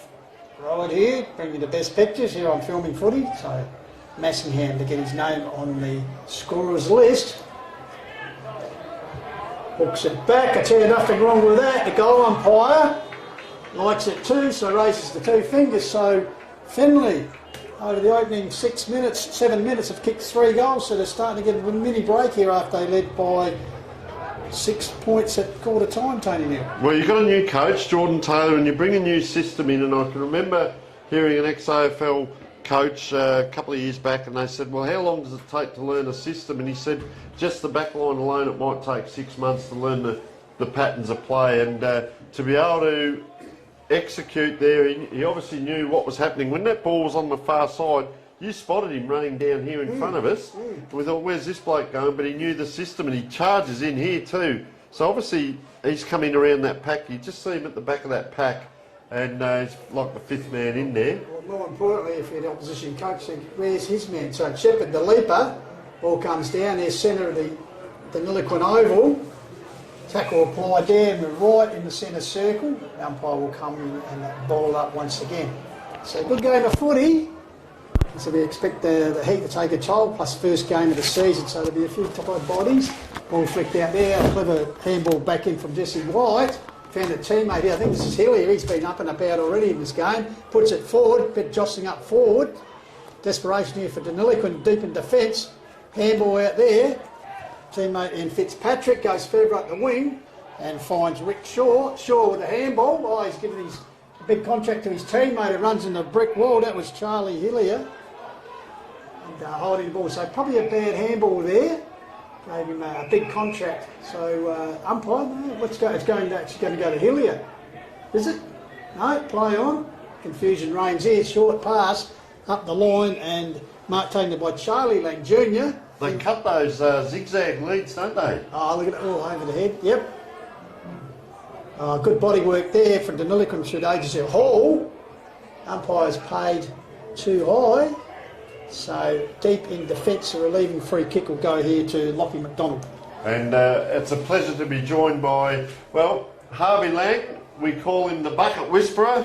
Magnificent to get you on, Harvey, and three boys out there playing today, of course, for Finley as well. And we're going to have a bit of a chat to Harvey because, mate, because of you, a lot of this is happening today with the live stream and so on. One of the big instigators, and of course, you are the sponsor for the whole game. The game is brought to us by Harvey Lang and the Bucket List Coach. So take us through a little bit. We did a readout earlier about bucket list coaching and what is it and how does it work and how do we get involved? Yeah, well, a bucket list coach or a bucket list is about having a tangible life plan that coexists with your business and your career plan. So I run an in-home care business which employs about 100 people, and we try and make sure that our workers always have a bucket list raring to go. No, fantastic. We'll break in and out as Pistols. We can call a bit of congestion over there, Pistols. Look at them second. Well, we have a ball up this time around. Ball up on the, what would we call that, the Golden Ram Gate side of the ground. So, ball up, ball wins down there. Finley, strength in numbers, but in the meantime the whistle is gone. Looks like it's going to be a free kick. Moves up the line. Goes back to the original person to take the free kick. So, half-back flank area. They'll look to do the switch, Tony. Ted Knight and come off this time. Misdirected kick falls right in the hands here of Liam Pitts. So Pitts turns into defence, close to the top of the square, fisted forward, overrunning it there was Gallagher. Strength in numbers for Finlay, this way, that way. Handball up the line, comes out here to Patino, chips up the line. Good use of numbers and handball here, strength in numbers. Finally they go backwards to go forward, so really... well, in the same position they had the ball. Patino across the ground where he's gone backwards. That'll work. I reckon that was Motter and Jesse White involved as well. Is this Jesse McDonald, I reckon? Maybe not. Yeah, it is. So, see, he's just trying to pick out now. So this is that tempo. Geez, put it up high. That gives the opposition to go. But, the big fella puts the jerks up. Lachlan Hawkins gets it on quickly. Down the wing it comes, right in front of the huge crowd. And taking the mark there, Tom Lang. So it's Lang ball because Mr. Lang is in here with us as well. Nice kick in now. So they're going to line up. Tatoli, nice raking pass up. One good, two good taken here. Quick kick away by Hillier, smothered. Finally a chain of handballs. Gets a clearing kick for the Rams. He's picked up Gallagher on his own. Interchange area. Getting a few possessions. Waiting to see what's that. He's got a teammate who's run on. He honours the lead. Taken here. Driven forward there through the agency of Ryan McDonald. And that's better play. As the mark is taken, perhaps a little bit of stage trying to get closer to goals, and umpires right on it. So we're 15 minutes into the quarter, and as we said last quarter, Finley opened up well. Deniliquin came back. Second quarter, shot at goal. Yeah, Finley opened up well, and here come Deniliquin. So let's just have a. So William Henderson, chance to raise their first score.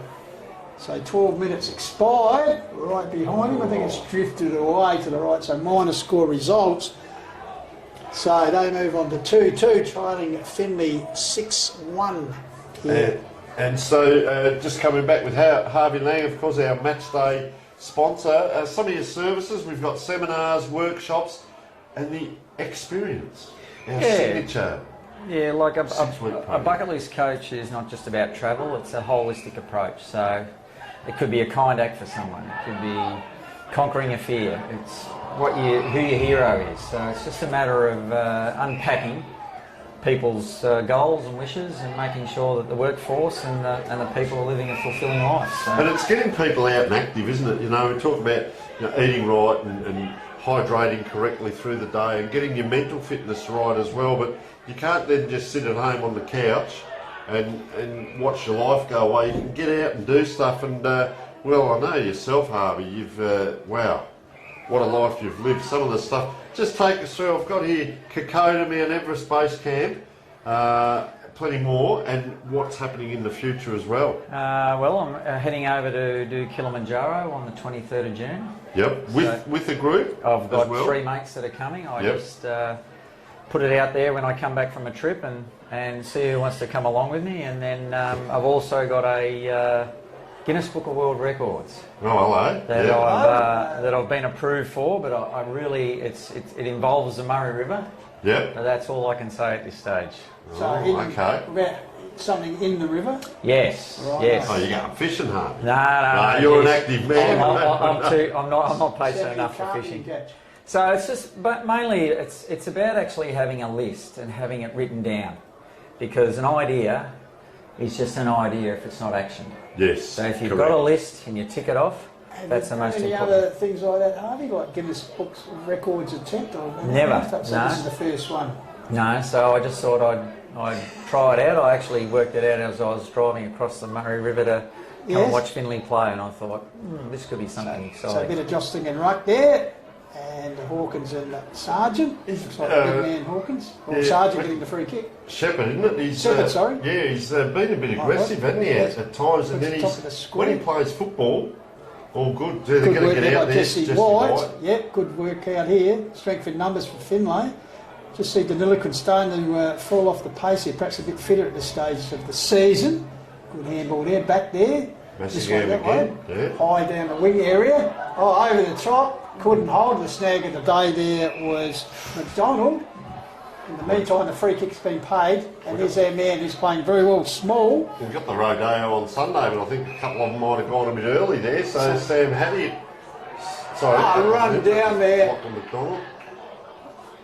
So, ball spills free, handball comes back here to McDonald, who's got the ball on the string at the moment, goes backwards to go forwards, finds a teammate there in Barnett, goes out to the wing area. They're away here if they can set it up over the top, taken by Matt. McDonald, the vice-captain, goes out wide towards the flank, but chipping in front, taking a good chop-out mark there is Bettino. Just hung it in the air, didn't he? Yes. You see the player there, he's on Yeah. his left foot, but hung it in the air, and that gives the opposition the chance to get it back. And, well, Jordan Taylor, he's playing a mighty game down there, Harvey. How are you seeing his game and the new coach? He's just a general down there. He's very cool, calm, and very extremely tough. So. Stolen here by Massingham. Gets the ball further forward. Finlay on the charge here, but here's that man Small. I tell you what, Tony, he's playing a very good game. Set up He is, that isn't first he? goal, and he's a few intercept marks already. Reads the play very well, He Pistol. does. As a defender, that's what you want. So Small puts that back up towards half-forward flank area, camped under it, and perhaps chopping out. Free kick paid there. It's going to go to Jack Lang. Jack I think Lang. it is. Right, Harvey, The what's oldest he of the going to brothers. do with Which it? one's the best behaved? You know, None of them. none of them? Take after the old man. Yeah. Hey, tell us, Kokoda. Yeah, Everest Base Camp, Everest Base Camp? Machu Picchu. Wow. Grand Canyon we've been to. Well, you're a man who lives life to the fullest, I guess. Well, I figure my dad always used to say life's not a rehearsal. So, and I've actually I've written a movie script as well, and that's currently being Is it professionally written. Action thriller It's or a going to romantic be comedy? it's going to be a comedy crime, and hopefully, fingers crossed, it will be based in Finley. Wow. So we're. Can we get Tommy Hawkins to do a cameo? Well, there could be a bikie gang called the Tomahawks, but you never know.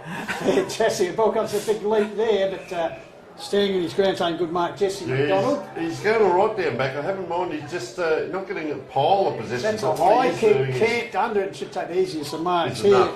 is Thomas Dowling. There. Oh, coughed it over. I think that's they've coughed up a few unforced errors here at the moment, and Finley, being the side they are, will make you pay, as seen there with a good jostling mark taken by Angus Robertson, who'll go back and line up for Finley's 4th goal of the term here with 17 minutes expired, Tony. So we had 4 goals kicked and only the one behind You can replied. see them, the players just starting to lather up too. We talked about this.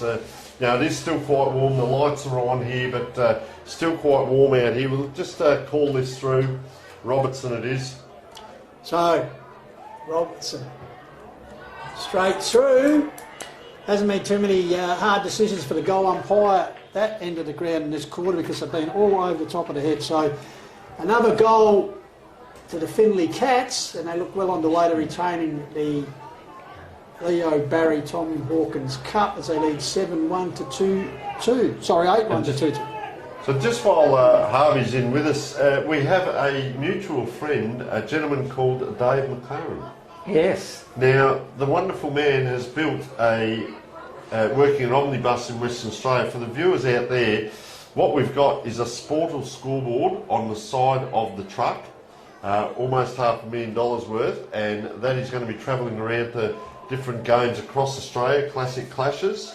And Dave has been great in putting that all together for us. We've got the commentators sit on top, and then the screen, which is the scoreboard, but also you can play anything off YouTube, your live stream games, you can put adverts up, anything about the business. The Bucket Whisperer can be on there doing adverts or telling the stories, and we can see you over there when you're up high and wherever you may be. We'll just come back to this. Yep, with Ryan the McDonald Rams. found Matt McDonald goes further afield, but it's all Cats back there. Mark taken there.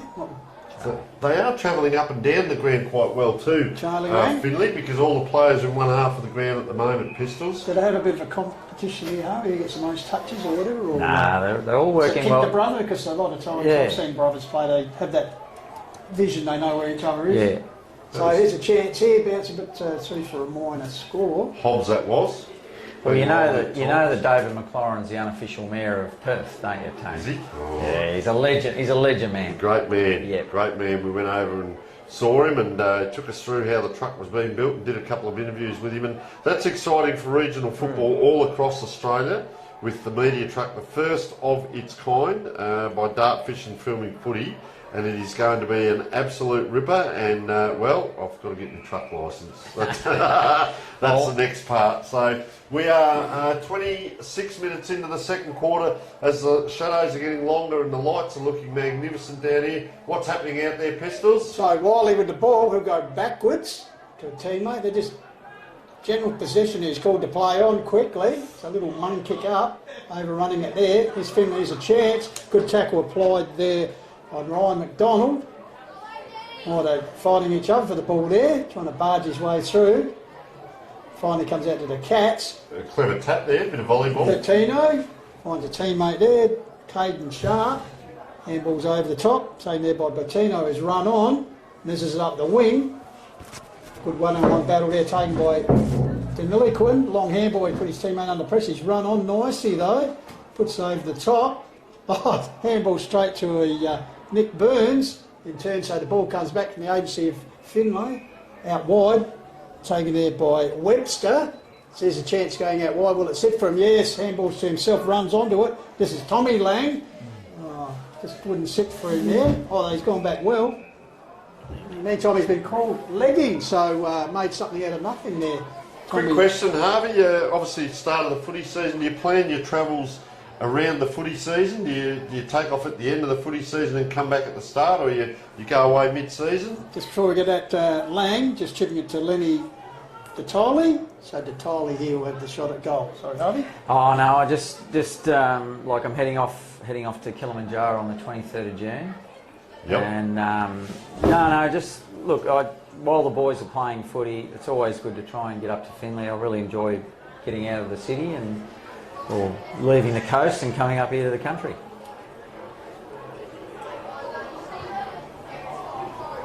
Left leg, pulled it wide. Yeah, just talking about that the other day. They were talking about Bailey Fritchie doing the warm-ups, and he runs up and down the line of the square to run himself in straight. And that young man there, he just sort of went out wide and tried to get a bit more purchase on that ball, and he went off the line of the goals, and then unfortunately hooked it. come out here, Is a man small? Again? lock and Now, small. the logistics of going to somewhere like Kilimanjaro, the planning must be immense there, Harvey.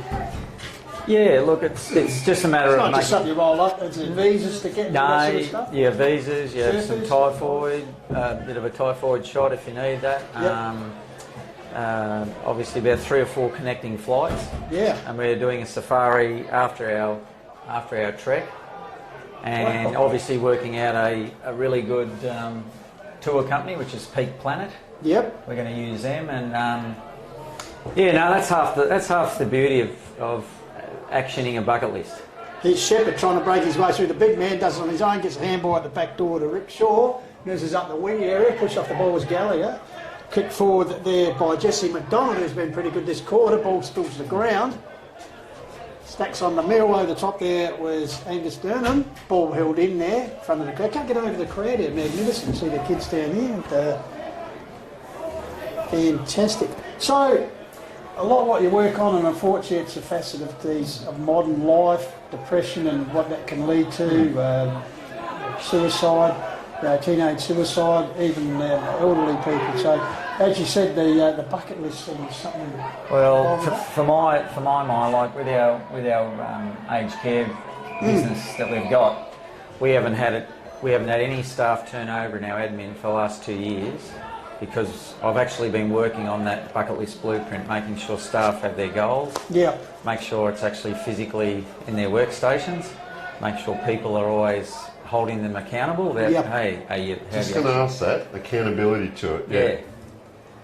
Because once your staff know what they're doing outside of work, well, you've got a greater rapport with them. Meanwhile, back with the footy, around the corner, snap, just wide there.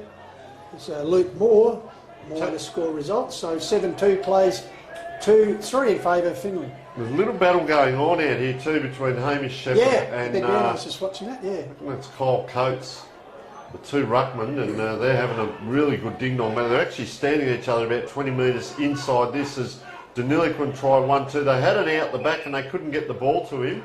Just standing and waiting was Thomas Dowling, so the ball up comes. See the two ruckmen are going to come in behind here. Have a look at them. They're having a real ding-dong battle. There'll probably be look, there's a bit going on afterwards. There it is, the fling. So Kyle Coates, he's been caught for holding on, and well, he didn't move too much, Hamish Shepherd, but he got the free, and they're having a ding-dong battle, just a side battle. One's got the tats down the left leg, and one's got the tats down the right leg. We can tell you that. And they're having a good battle there. They're about 2 metres off each other here, just in back play again. So ball out that far side, not long to go. Good improvisation. Second quarter. Hack forward there, right on the 50-metre line, centre square line, sorry. Ball diving in over the top there. That was Nick Burns, ball held in there. Here they come, the big ruckman. Yeah, Have a you can look see at them them. just lumbering up there to be starting to feel... And now they've come together. You watch this bang. Oh, I'll tell you what, that's what you like to see, country football. The two big men, who's going to be the dominant one? Coates stood back a Coates bit is a there. leaper, but Yeah. you know that they're got on the ball on again. the ground there when he just back play there, a little bit of It's helped him up. push and shove. Oh, well, all's fair in love and war. So once again, Finley Cats, possession football, working out of defence in the wing area. Gee, yeah. And on play there, and perhaps a little bit of frustration there. I'll tell you what, Big Shepherd there, he's down on, he has done a mountain of work, I will say that. He's just on the haunches there. He's moved about 2 metres from that last ruck contest. I think he's feeling that in the legs. And I reckon what they're doing, Finley, the ruckman, they put him on the ground as much as they can, because it just gets harder and I think harder to Hawkins get waiting back to up. come on Tony and interchange go. Yeah. So shot here They're on gonna work goal. Good return. I've kicked a 4-2 for the term. Sets it on its way. Mitchell Riley, you're a star.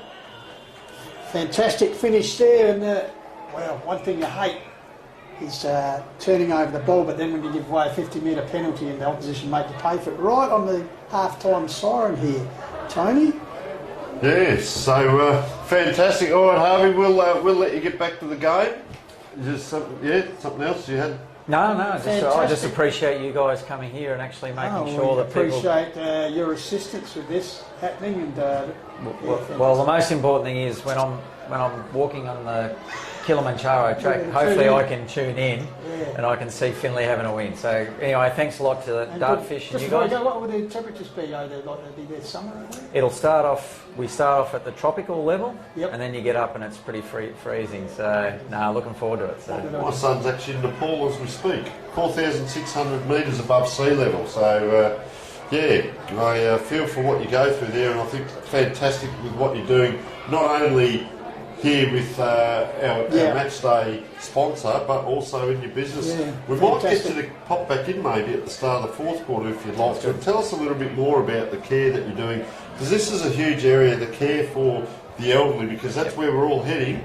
And some of that work that you do with them, we've spoken about mental health, but even just normal stuff, because loneliness is a big part of life as well. But we will... we'll continue on now. We've been told to continue on. That's good. Normally we take a break at half time. So take us through a little bit more of this, Harvey. The work that you're doing. You said you've got over 100 staff. Yeah, we've got is that business growing now? You want to get bigger and bigger? Will be. We're pivoting and we're removing ourselves, separating two parts of the business. But I've always had a real affiliation with the elderly, and to actually make sure that when people get to their older age, they've actually got someone there to look after them and to care for them. So my mother always used to say, take care and have fun. Well, that's what I'm doing now. I'm taking care of people and having fun with the bucket list. So. And I think what you give people, and a lot of our drivers in life, a sense of purpose. They know, it might be something simple. Someone's bringing around a meal, or someone's coming to visit me, or we're going to clean my house up together today, or clean out a wardrobe or something. But they've got purpose, they've got a reason to get up in the morning, and I certainly know with the elderly, they love hosting people. They'll get the cookies out and a cup of tea and come and have a yap, and then you just got to try to get away. That's the other bit. Sometimes the only contact they have are our carers. Yes. So we're really big on making sure that they get to know them. It's a bit like having a bucket list. If you get to know the client, what they've done in their life, what their passions are, well, you find that their care is a lot better and they're a lot more responsive. So obviously there's some confidentiality in what we do, but what would be, I don't know whether the strangest, what would be the thing that surprised you most when someone's gone, okay, you're coaching them and they've gone about a bucket list and they've come up with something, you've gone, oh, didn't really see that one coming. What's some of the things that might come up? Well, it's about like the other day I did a talk to a dig, a men's wellness group, and they just said, oh, what are you up to next, Harvey? I said, well, I want to go to the pyramids in the next few years as well, and that just created a whole conversation for 10 or 15 minutes. And the guys that were talking about it was unbelievable, and I even learnt. But I always, it's a bucket list is your own thoughts and your own ideas that you write down. Nothing's off the cards, and if you don't action it, that's half the battle. See, people believe that they have a bucket list. Yeah, I'm going to do this and I'll get around to it, but they don't actually get around to it. So the idea is to action it. So the journey is more important than the destination, I guess, to a certain degree. Exactly. So tell us about, so you would have to train, you'd say, oh, I'm going to go and walk Kilimanjaro. It's not just, I'm just going for a walk like I'm walking across the oval here. So the journey then for yourself becomes your nutrition, becomes your training, becomes involving the people around you. What if scenario planning, what if this happens, how much am I going to pack, what am I going to take, who am I going to talk to, will my phone work? Take us through some of the stuff that you have to go through in preparation. Yeah, well, when we prepared to do Everest Base Camp, and that was, it was 10, 15 and 20 Ks a day that we walked. I lost about 7 kilo when my wife and I went across to Europe for 6 weeks, so I thought I was starting to put a bit of weight on. I didn't realise, so losing that weight. The sleeping with altitude's a real problem, so you've got to make sure you're rested. Hydration and the most important thing is a property mentor of mine said, when you do Kilimanjaro or Everest, it's poorly, margy, which means slowly and sip.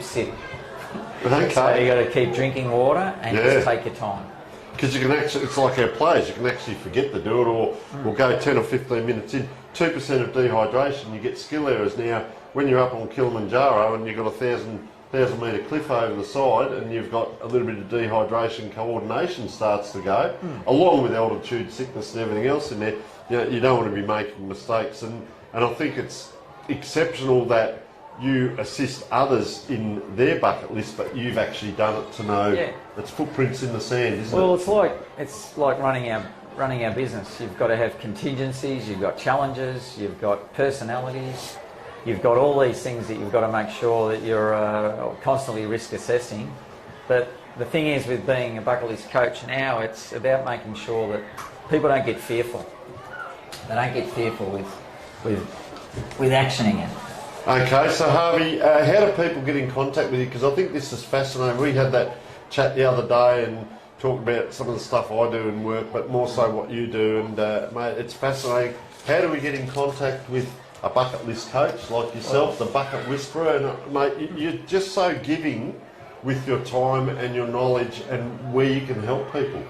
Yeah, look, I've got a website, www.bucketlistcoachharvey.com, and harvey@bucketlistcoach.com is my email. They can, they can contact me via text message if they want. Yep. But probably just leave that alone at this stage. Yes, fair enough. But no, look, the most important thing, I've only just started out on this journey, and it's going to give me a lot of purpose. Like, my main thing is to make sure organisations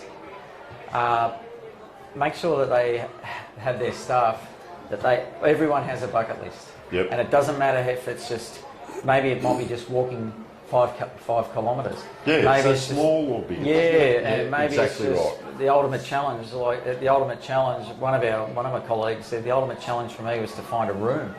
Yep. To rent, all those sorts of things. Well, a lot of people don't realise, Harvey, what goes on in other people's lives behind those closed doors.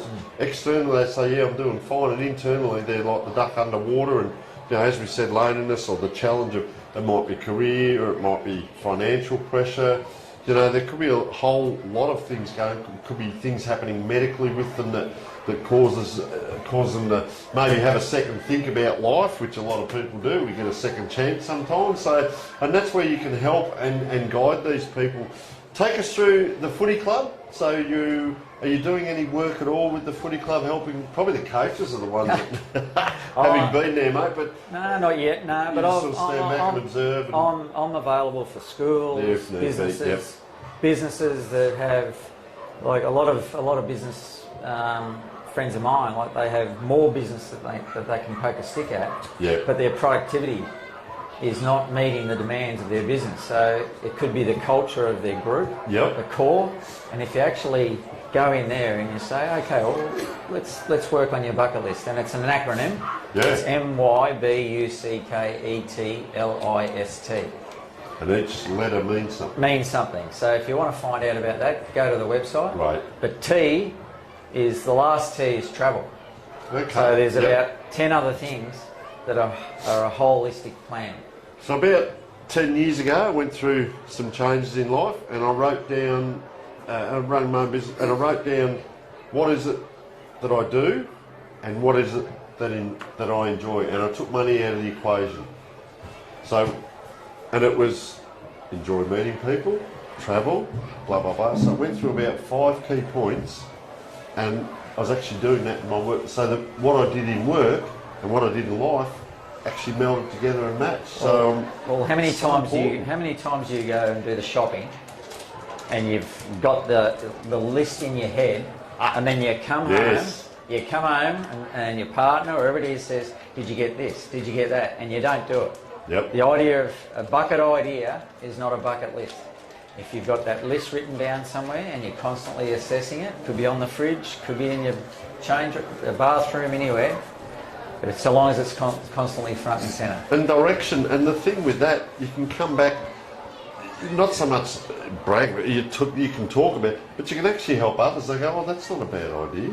Gee, I wouldn't mind doing that. And like you said, it doesn't have to be, the walk of Kokoda and that. It could be, I'm going to go and walk 5 kilometres 3 times a week and manage myself. But you can help and guide people with this, make it manageable, make it achievable. So sensational. Well, look, the idea of a bucket list is it's not about having these, wildly, expensive things to do.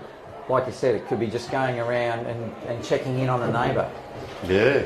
Maybe doing the shopping for a neighbour. Anyway. Just looking around here at half time, you can see a great sign concerning one of their kids out kicking the footy, and just looking around, just community football in general, Harvey. We said not a car has left, 3 deep, the cars in some areas. Just a great feel of community football, people catching up with each other, because obviously Denny and Finley being so close, but it's just one of the great things as an outlet, because it's not just a sporting thing, it's a social occasion, isn't it? Oh, well, everything that our family has gained has been from living in a little country town of Finley and having great parents and having great role models, having great heroes like Michael Hawkins and Rob Hawkins. Yeah. Can I ask you, you originally Finland person? Oh, yeah. Born and bred? No, I played fourths, thirds. Born there? And Yeah. And the family before that? Yeah. It's a long tradition. Yeah, and when our 3 boys said, "Oh, we've got a surprise for you, Dad, we're going to go back and play at Finley," it was really emotional. It was great. And Oh, they're to going to say, we're going to play at Denny. I can imagine that. Oh, You'd run them out of the house, wouldn't you? well, jeez. I wouldn't have been coming and watching them play. That's for sure. Oh, sensational. But it is isn't great. And if you look, just the whole area is packed. The club room's there, the social club, and down underneath. It's just a really good throng, Tony. You can actually feel in the air, like people talking, and it's just a great Well, I went thing. through to put the QR codes up, and they're so welcoming down there, in the bars and all that, because we had a regular a bit of that up. Good Friday football over here? Yeah, it was instigated. I don't know how long it's been going for, but I think it's about maybe 10 years, maybe, or longer, and I reckon it's great. It's just fantastic. Well, we can see it here. Finley jumped the gun a little bit now. They're 6 goals up, and well, it'll be interesting to see whether Deniliquin can come back. We hope everyone's enjoying the broadcast through Dartfish and Filming Footy, and well, once again, our match day sponsor, Harvey Lang. Harvey, it's been an absolute pleasure. The boys are doing a great job out there. They're doing the family proud, and mate, we can't appreciate enough what you're doing for society out there. It's not just about the person yourself, but what you're doing for others, mate, because it's for a lot of people to understand it's a gift in life to be able to give, sit back and observe and see other people grow. So you're doing a sensational job. Are you on Facebook? The reason I Yeah, asked, no, I'm on good to follow you, like Instagram. Yep. trekking through Kilimanjaro, but Yeah. I'm intrigued about the Guinness Book of Records here. Well, yeah, that's the next thing, isn't it? We'll have to tune in. How many yabbies you can eat or something? No. It's going to be a Pushing it, physical challenge. Well, look, the most important thing about getting you guys here to actually film and have dartfish, to me, I hope the league jump on board and actually realise that to promote Murray League and to promote the towns, the companies, they've got to make sure that there's a product there. And like I said, if I'm walking along Kilimanjaro and I can listen to you guys as I'm halfway struggling up there, that'd be unreal. So Well, it's interesting, Tony will probably tell you with his experiences too, but I know when calling regional football in my part of the world, we've had people in Belfast, America, expats or their grandkids are playing. It is, I know we say global, it actually is. Well, like with our other business, our aged care business, a lot of the elderly people can't get out. They can't get out, so all of a sudden, hey, they can log on and they can see their grandchildren or their children. Well, as we explained before, Finley's going to play, say, one of the sides. What is the furthest to travel for a game of footy in this league? Oh, I think it's probably maybe Mulwala, is it, or Nathalia? Oh, it's about now. All right, but say there's elderly people, as Tony said, can't get it, they can actually watch it live like they're watching the AFL. And, it's there for history, it's there for and the coaches can use it for assessment and analysis and that sort of stuff. Well, you get, not only that, you get people at work, they can't, on the tractors, on the field, whatever, they might whack it up in the corner of the tractor, but working through the day, and they go, you know what, I might just nick home. All right, we're going to take a break. So, Harvey, fantastic to thank you, having you along, as we said, sponsoring the day. We'll take a short break and we'll be back with the big second half down here, Deniliquin versus Finley. Good on you guys. Thanks very much.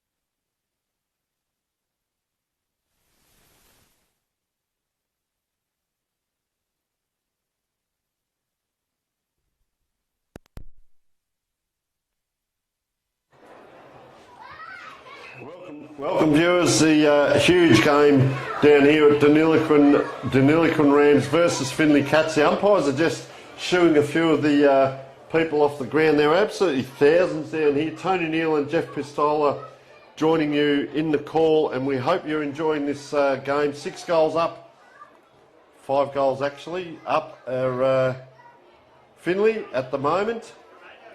And well, Deniliquin Rams have got a bit ahead of them. The ruckman Hamish Shepherd has been given first use of the ball, but the clearances are being won. You can see a bit of nudging there already. Luke Moore, as umpire, holds the ball aloft, and it's Big Hawkins in the middle. Up he goes, gee, over the top there, Hamish Shepherd.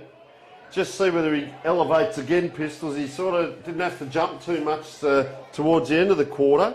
See if he can get off the ground again here. Up he goes. But Hawkins, it is, taps it way of Finley. He falls to his knees as Shepherd charges through. Have a look at him. He's come out like a bull. He's on fire. And I'll tell you what, he's given a bit back because Finley, I reckon, were targeting, trying to get him on the ground. So he's saying, well, I'm going to put a few down as well. Well, I dare say the coach, Smyles, would have actually given him a bit of a rocket because historic night tonight. As you can see, the lights are starting to take effect. The first time they've been used here for a night game. So, Shepherd got the knockdown that occasion. Crumbed by the Cats. Ball held since the umpire, so once again the big men will go at it again. A few in a row here, Pistols. Yeah, so they earned their money early in this, the second half. 8-2, Finley Cats lead Deniliquin 2-3. Deniliquin not kicking a goal in that second term, so certainly they'll be looking to break that. Going forward there through the agency of Carson, puts the ball forward. Working hard in defence there was Harry Hillier, goes to ground. Ball held in underneath. Umpire will come in the ball up. So great crowd here. You can see in the background cars, just premium vantage points. Couldn't get another car in here when I arrived here. Had to park out in the street, Tony. Not like you had your own car park. So free kick paid there goes to Liam Pitts. So Kyle Coates was taking the ruck up forward there. He did come into the ruck a bit that last quarter, but see, he went up forward. Well, geez, forced that player there to kick that underground, but it comes out fortuitously. Probably our player of the day at the moment, Lachlan Small, having a very good game out there. All players going in willy-nilly, and a free kick here. So already, as was the trend the second half of that second term, the ball spending a lot of time in Finley's forward line, Tony, and that's how the third term has started. Free kick here, it's going to be Levi Webster. Correct. He's going to have the shot at goal. Just going through the goal kickers. Paddy has 2. Wiley, Tommy Lang, C. Lang, Massingham, Robertson and Riley. We'll just wait on this kick here by Webster. Sets it on its way, across the face. Still a live ball there. Deniliquin can work it out. Under pressure there, the Ram. Good tackle applied, gang tackle applied there. Ball goes to ground, and obviously more sparse for the Deniliquin Rams, both in the first quarter. C. Hillier and Townsend, who kick probably at the moment the goal of the game so far. So ball comes down here, feed out the handle, which comes out. Another handball there, deep in defence. Just one step, wasn't Taken by Jesse White, who goes forward. Oh, chance there. Having a flying snap. Just missing there was Charlie Lang, Jr. So first score of the second half is a minor, but it's good enough to extend the lead to an even 6 goals. 8-3 plays 2-3. So I'm just going to have a look at the kick-ins here. What are they doing, Deniliquin? Are they just trying to massage it out? But he runs out a long way, that player, and kicks it long over the top, but straight to Caden Sharp, who's been influential. Gets it across there to Sam Hattie, having a good game. Little chip, maintained possession. Jesse White getting a fair few possessions as well. He looks inboard now. Gee, really steered that kick. Couldn't quite get it through. They come out again, Deniliquin, and guess what? They've turned it straight over to Angus Robertson this time. He looks inside, left-footed kick. They are a nice kick. Yeah, coach there, Jordan Taylor, gets it across. Oh, diving and not able to take it was Jack Lang. Can Deniliquin get out now through the run of McDonald? Gee, they're under pressure here, Pistols. This Charlie Hillier is a goal kicker early in the game. And it's just bounced the wrong side of the post through for a minor score. Well, they got it down there and they moved it quickly and got it away from that danger area. And we see now all the players down the ground are pressing down into this area to try and keep this ball in the forward half for Deniliquin. But the Cats, I think their possession's probably 60-70% tonight. So out wide to the Ramsgate wing area. You can see the crowd in the background. Fantastic night for football here in Deniliquin. Murray Football League coming to you live on Filming Footy. Trust you're enjoying our worldwide coverage. Ball tipped across here to Taylor. Did a lot of it too. The coach goes backwards to go forward, finds a teammate deep in defence. He'll come out towards the commentary side, waiting for the ball to his Angus Robertson. That's the goal kicker. He goes short to the lead. Up the line was White. He's been a bit prominent so far in the match. Nice little chip up the wing and has found Rafferty. Chips as we call him. There goes further afield. But ball's going to drop short and cut off there for the Rams. There you see a Pitts, I think it was. Got it to a teammate there, and Matt McDonald goes to the outer side wing area. 2 against 1, you know he's going to win that. It's a Finley cat, so they come out with the ball. Comes back to Taylor, the coach under pressure here. Quickly get quick hands. Also quick hands required there by Rafferty. Finally the ball comes back out there to Carson. He's had a pretty good night so far. Just couldn't control the ball there. It was Tommy Lang out over the boundary line, and I think it'll be a throw in here. Great balmy night, as I said, here in Deniliquin. And you can see the lights starting to take effect on this historic occasion, Tony. And we're joined here by Peter Taylor, of course, from Rob Crow and Co Real Estate, our second and third quarter sponsor. So first of all, welcome, Peter. Thank you for having me. Great night here in Denny. And yeah, how are you seeing tonight? The crowd, mate, it's unbelievable here, beautiful weather. And well, here goes Finley. We'll just have a look here. Oh, it's up, trying to take the one-hander there was big Tom Lang, and well, another point on the board. So enjoying the night. You've had a hit of golf today, I understand, instead of selling houses. What's going on there? Well, it's Good Friday. It's the way I celebrate Easter on the golf course. So yeah, no, good fun day on the course before coming out here. But country footy's alive and well, isn't it? Looking good. Yeah, fantastic. Oh, big collision there. Player a bit slow to get up there was Nick Burns, but over it goes. Gee, the ball just bounces fortuitously there for Finley. They go forward again, player in front. Can Lang get a handball out? 1-2. This is a danger player. Geez, kicked that high though. He's kicked the goal though. That's Massingham again, I reckon it is. That with is his too, yes. second there, Pistols. So Stocky Massingham, yes. yeah, Well done. So danger up forward. We've seen him get around the place, and yeah, very good player. So well done, knows his way around the football field. And well, Rob Crow and Co Real Estate. Give us a little bit about what you do, Peter. Is it farms? Is it houses in Finley? Is it the whole region? Yeah, so I work with Rob Crow. So Rob does a lot of the rural sales. I handle a lot of the residential sales, and we have a team that also assists with that and property management. So a bit of everything on the real estate front. Yeah, I see that. Well trained, provide excellent service to landlords and tenants, which is super huge as well. And you've got knowledge and proficient communication skills. And understanding needs is very big in the real estate, isn't it? Well, it is, and there's all sorts of different. Is that a free kick? Just yeah, we might just call this one. Deniliquin got a free kick in front of goals there, and we'll come back to you in a moment. And you can see that player. It might be just oil on his legs, not actually lathered up, but let's just have a look here. That could be Will Shaw by the looks of it. Just lining up. Well, you can see the 50-metre line there, but he's going to run in probably 20. Haven't kicked a goal since the 21st minute mark at opening term, Tony, so to say they need this one would be an understatement. Very deliberate. Pretty happy about it. Will Shaw.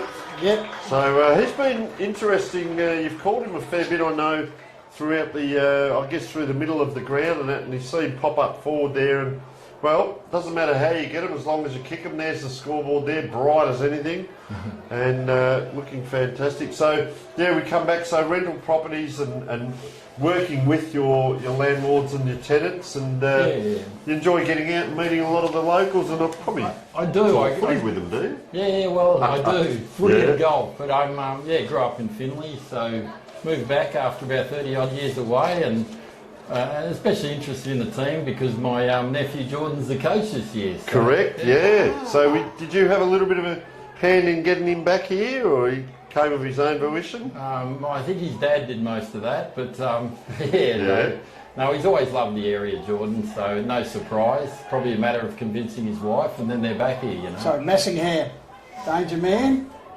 was a teammate there going further afield. Ooh, And then Pat. Jody, off hands, covering her eyes for perhaps taking a bit high there. Was Paul, Lenny Detoli, you've called him a bit too that last quarter and started this quarter well, and just Lang too, that was a big pack that formed too. It's exciting, I guess, Peter, to come along to watch the Finley team, and 8 newcomers in the team, thereabouts, so a little bit of a different look this season. Yeah, definitely. I think both these teams have a lot of aspiration. There's a good grab there. Could be a candidate. I reckon that was Rafferty getting that ball in too, wasn't it? So that's Tommy Lang, already Lang, on the goal kicking Yep. list, because kicked 95 last year.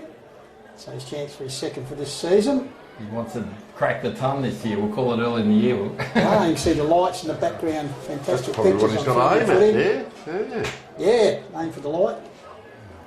So Tommy Lang, deliberate approach here. Even angle, but they'll only be about 15 to 20 metres out. Cameraman right behind his shoulder. Once again, the goal umpire gives the positive.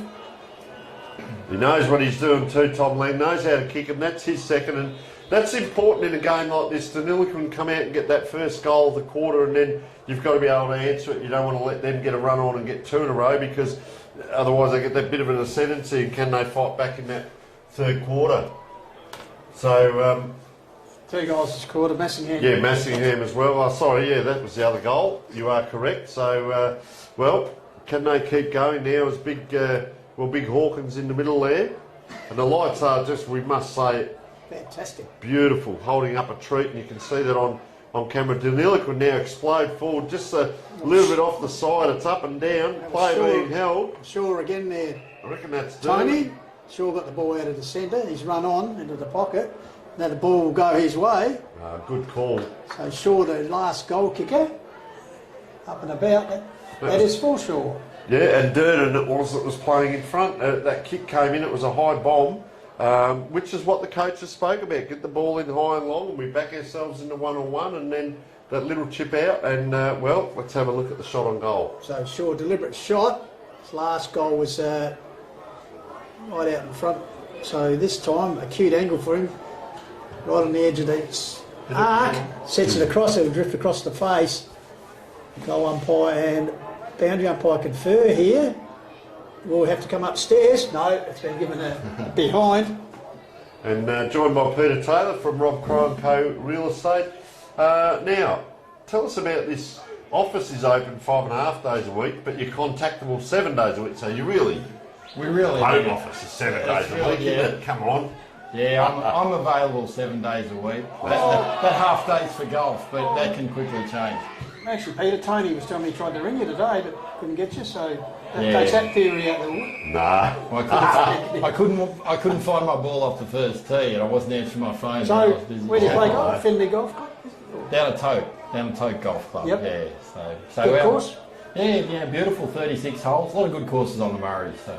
Yeah. Fantastic. So that's one of the reasons that people sell the place. Definitely in this area. Yeah. Yep. Sorry, big shepherd there. He did this in the first quarter. You just see him lugging back, but he starts hunting the body and the ball, and it can be in a fair way, but it can be quite threatening to the opposition. So he's in front here. I don't know that Hawkins is going to get off the ground here, but he's going to push, you see. He likes to protect that space.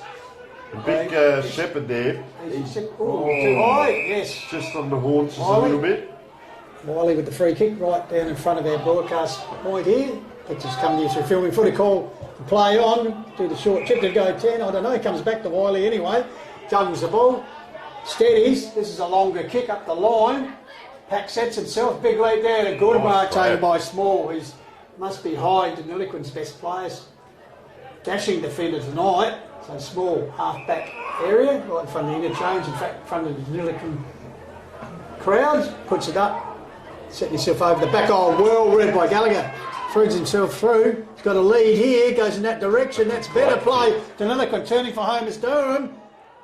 Has a kick, but that's one of their best forward sorties for the match. I agree, Pistols. That was fantastic playing too. Wasn't it well read by Todd Gallagher? The players are, at his first game, the trials are over, it's fair income stuff, and gee, that was just perfect crumbing, and off he went. And I'm looking at the positioning now. They've been really good at this, Finley. Their kick-outs, they get a possession. Most Most teams will give you the first one, not that deep though, out near the 50. Normally the first little switch, it's this next kick.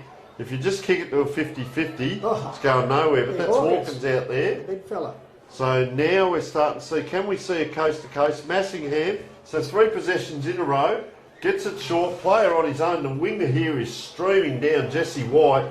Gee, I'll tell you what, could we get a coast-to-coast here? He's streamed down that far side. Gee, I'll tell you what, he's run around. Home. Yeah, he just ran around to get the distance. Yeah. And, Player colliding almost lethal Matthews style there. gee, I'll tell you what, that was a really good play by Finley Cats. Possession football down the ground, diagonally across the ground. They had runners finding space, and well, can they really open up this quarter? They're 7 goals up, just about there, and well, Deniliquin running out. Just don't give it away. Don't kick to a 50-50. So he hits a good player there, and in that half-back flank area there, Pistols. So Hillier, then Hoots chips it up the line, finds a teammate there.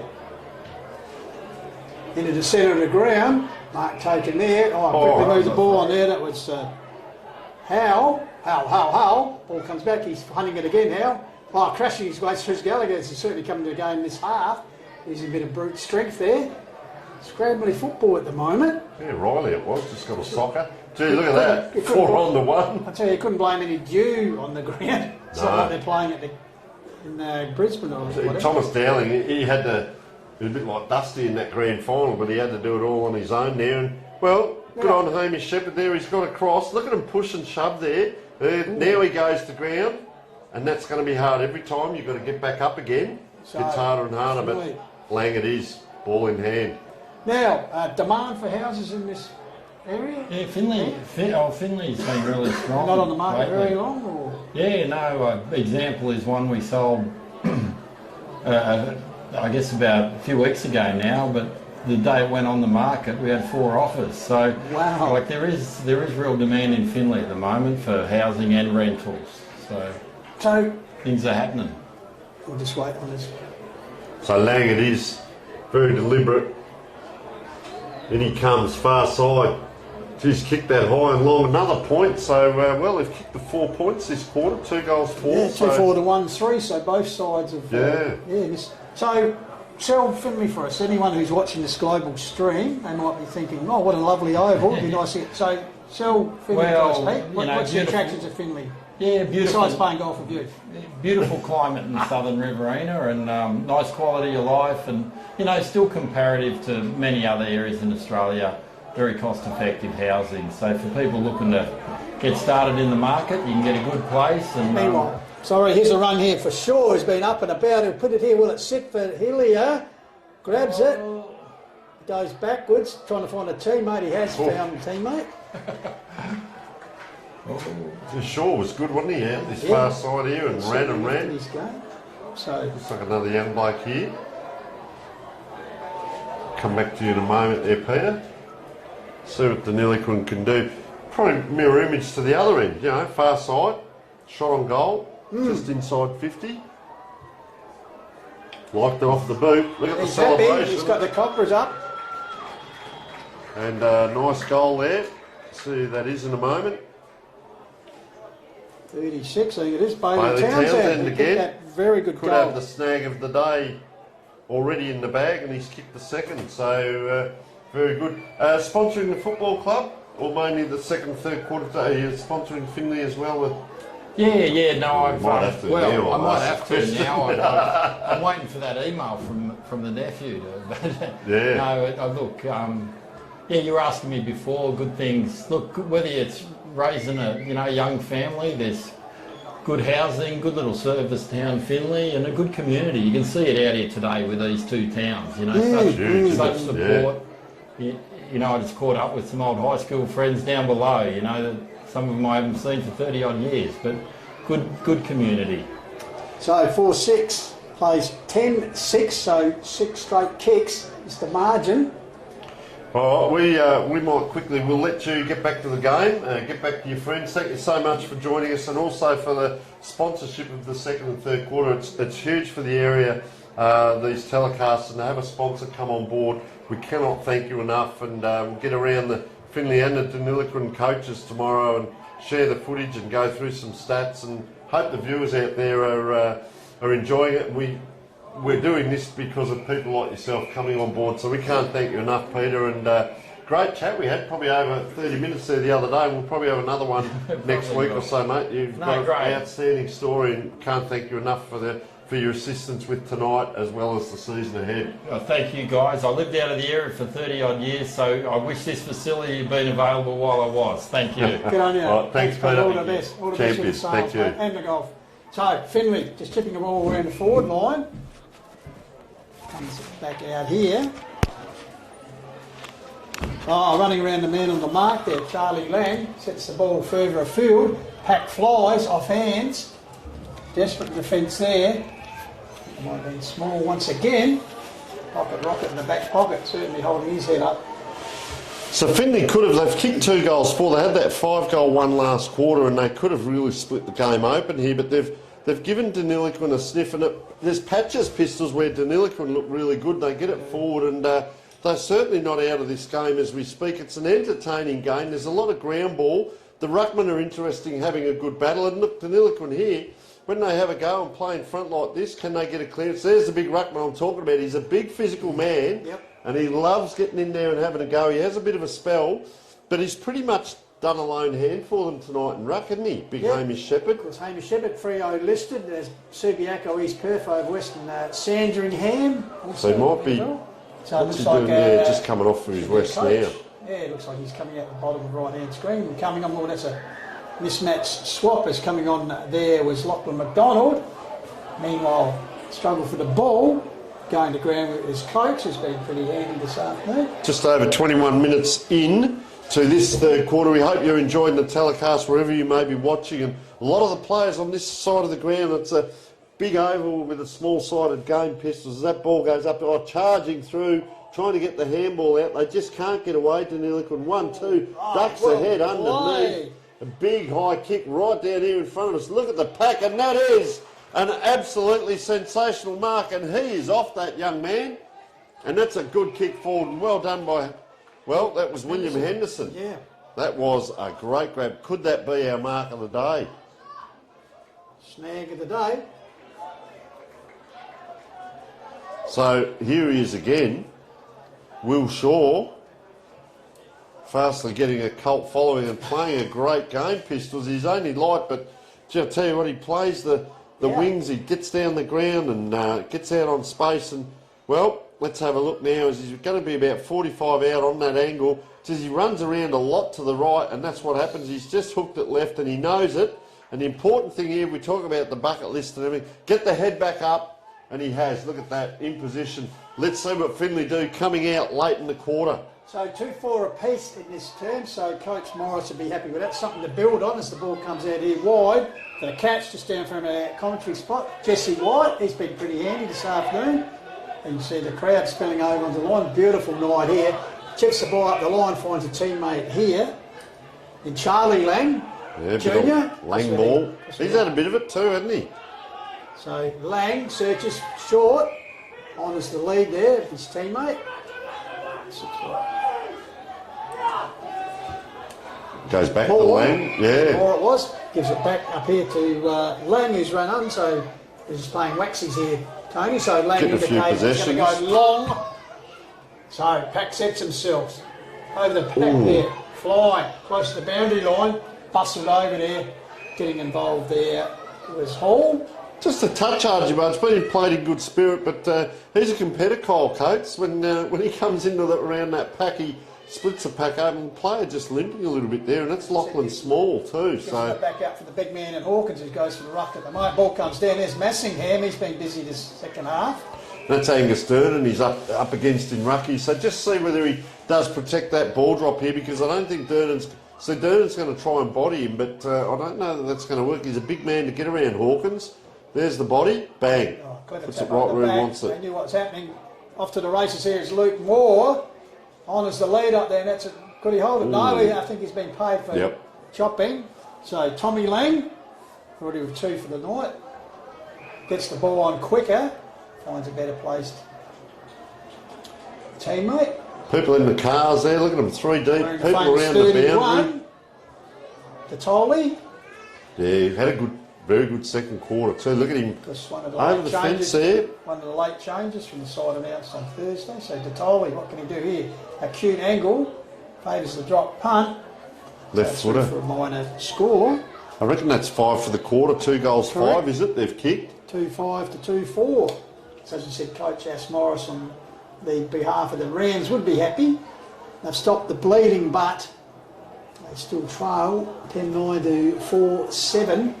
So they need a big second half. Oh, crashing there, that would have been a heavy landing there for Jesse White. Let's hope he's all right as he gets up. And he's going to take the resulting free kick. Pretty much same position as that last shot on Yep. goal. It was a left footer though. This is a harder yeah. kick. So Jesse White. Look at the kids there. How good's this? Look at that. It's fantastic. It is conditions. Good Friday football, night game.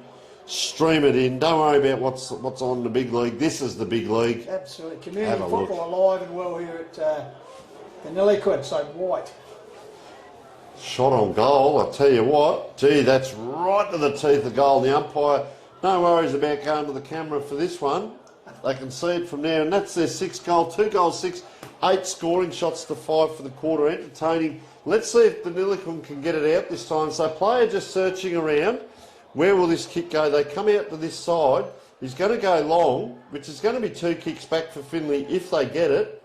They don't. It's on the ground. Bang! Keeping his feet though was Jesse McDonald. And a free kick here to Charlie Hillier. Just chipped short there. Lachlan McDonald. Gee, look at him come around him here. Free kick. No players forward in Deniliquin's forward line to the You're left of the correct. screen. It's like the wildebeest. Look at them all charging Yeah. down the ground. So Migrating. chips up the line, centre of the ground. Mark taken there. Quickly puts it out here. He's got a man out here in the Nice. agency of Giddens. Takes the mark in front of our commentary position. Puts it up a silver service delivery. I just couldn't hold on to it. But good work close to the boundary. Oh, I'd like to see that. Should ask the spectator to get a close look at it. So a bit unlucky. Harry. There was Harry Hillier. They have, look, I'm impressed. Deniliquin have patches where it looks Absolutely. really good. Definitely If he'd have got something. another half a metre on his play, he would have grabbed that and they'd be having a shot on goal. So there's a lot there to work towards as a little bit going on. So they're inside their forward 50 arc. Can they score from this deep in the third quarter? Ball comes down. Tackle there, clearing handball, going to be intercepted there. Trying to crash his way through there was Fitzpatrick. Finally taken by Gittins, puts it forward. Ooh. Hands and knee stuff. Didn't hold the ball. Deniliquin appealing for holding the ball as the crowd, but the umpire right on the spot said no. So Deniliquin. Very quickly, Pistols. Jordan Taylor, number 21, is right on Giddens here, number 4, at the back of this pack. You can see him trying to stop him. There's a chance. Socket forward there. Oh. Fortuitously bounces. Handball out there by McDonald. Stacks on the middle there, holding the balls a call, advantage paid, so the Cats are out of trouble. But only as far as they pick out a Mick Barnett, is it? Mick Barnett, I think, got the ball. So Wearing boots. Can they get a late goal here? Go into 3/4 time with some positives. Big fly there was our man Shaw. Ball down there, trying to weave his way through was Hobbs, I think it was. Haven't seen a lot of him this afternoon. Shaw just got a touch of cramp. You can see in the Close front to of the boundary. screen I there expect too. that round one, yeah, 32 exactly. degree day in Deniliquin. Ball there, spinning over the line was Howe. Ball still in play, must be perilously close. Comes back to Howe, fumbles, gives it to a teammate, kick smothered there. Out of bounds. So I see Deniliquin there for the people viewing at home. First to the ball. When they get first to the ball, they get use of the ball. And, well, back yourselves in on the one-on-one. So it's inside their 50. There's an opportunity here. It's very late in the quarter. We're 28 and a half minutes into the quarter. Opportunity here for Deniliquin. They've had it down here for a little bit of time. Up it goes. Big congested pack. Round and round. There's a player on the side there. Just a quick kick forward. And just offline. But I'll tell you what, they are pressing Deniliquin. The siren's going to come. It's probably going to break their little run here. But I'll tell you what, it's in good hands. Yeah, Jordan Taylor. Spoke about him. Handballs are back. Clearing kick there up the field was sharp. Well, he's got that one. Taken by the big man Hawkins. Ball flicked out here out wide the wing area. Chain of handballs. Ends here with Wiley, I think it is. Decides to go backwards and go forward. Picks out a teammate there in Luke Moore. Well, can they load up? There's not much time left. Gets back to Wiley. good pair of hands to have it in, but he's right out on that wing. And I tell you what, you're not going to get a shot on goal, but if you can get that inboard again, they come inside. Yeah, go I'll on. tell you what, it's interesting, Tony, when the ball was in Denny's forward line, same situation. Every player was forward of centre now, as you said. Cats with the ball, everyone's raced forward as they go into attack now. They're going to release right on the 50. Can they get it inside? So they're going around there, Jack Lang. Couldn't quite get it in. Tackled to the ground. I hope he's okay. Yeah. And, well, interesting there. So it is 4 goals, 8-32. Yep. Correct? Yep. To 10-7, 67 and 10-8, 68. According to our scorer here. So we'll get that scoreboard adjusted. And, well, Finley. I'll back him in too. Yeah, 6 points. 2 goals, 6 for the quarter. Certainly leading now. Strong lead. Is it enough? 6 goals. And we will take a short break for our viewers and welcome you back for the big last quarter in just a short moment.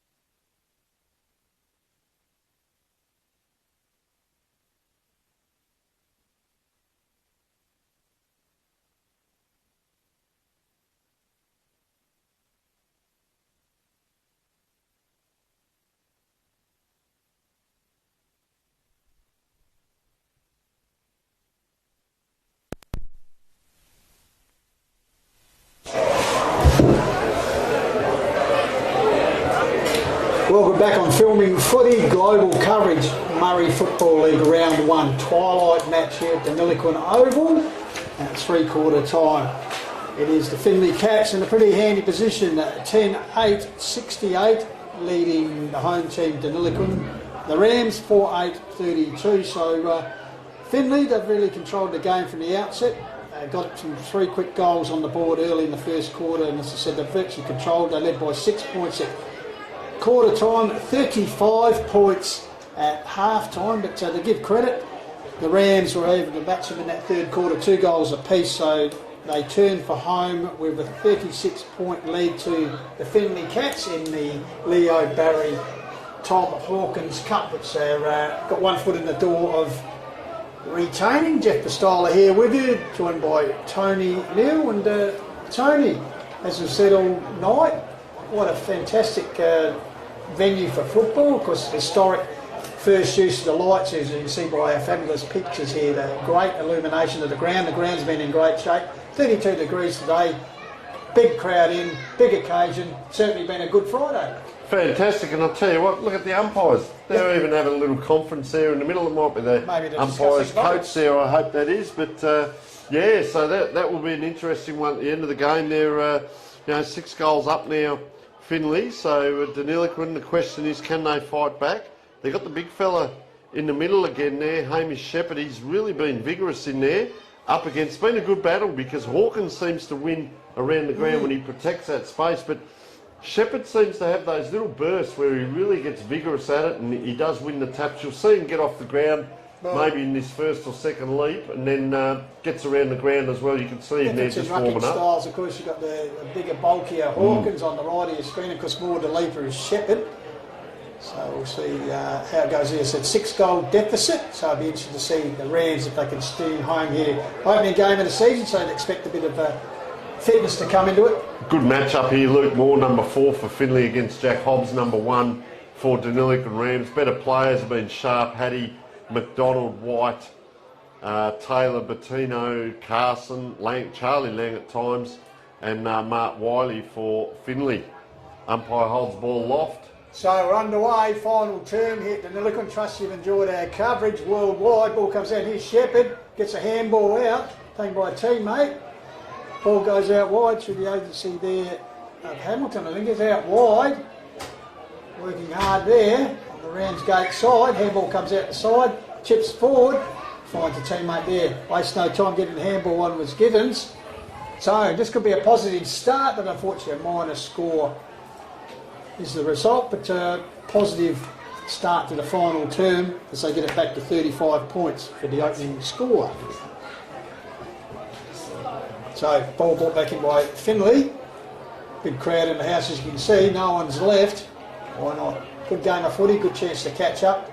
It's been a very good Friday. Ball comes here, working possession football for Finley centre half back area. Oh, he's off. Looking for better options. He comes out here. Target out here will be Coates. He's been very good. Got front position. Closing in there. Working hard as hell. Ball will sit for him. Finally tries the old don't argue. Gets caught up. Managed to get it to a teammate. Gets over the top in Harry Hillier. Comes back here. So around the corner is a high kick for Deniliquin through the agency of Liam Pitts.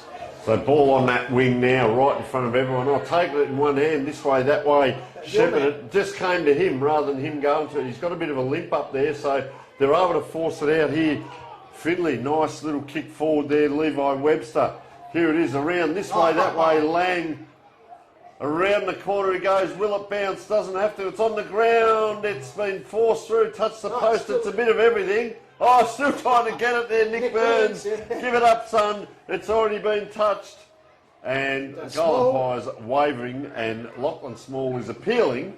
Yeah. And, well, Finley, you get a score. It's 1 point. Look at Small. He charges out now, down the ground. Lead comes, protects the space, can't get it. On the ground, it was Caden Sharp having a great game. And Kyle Coates is playing a very good game as well. His effort down here just didn't give up. Around one they go here, Finley.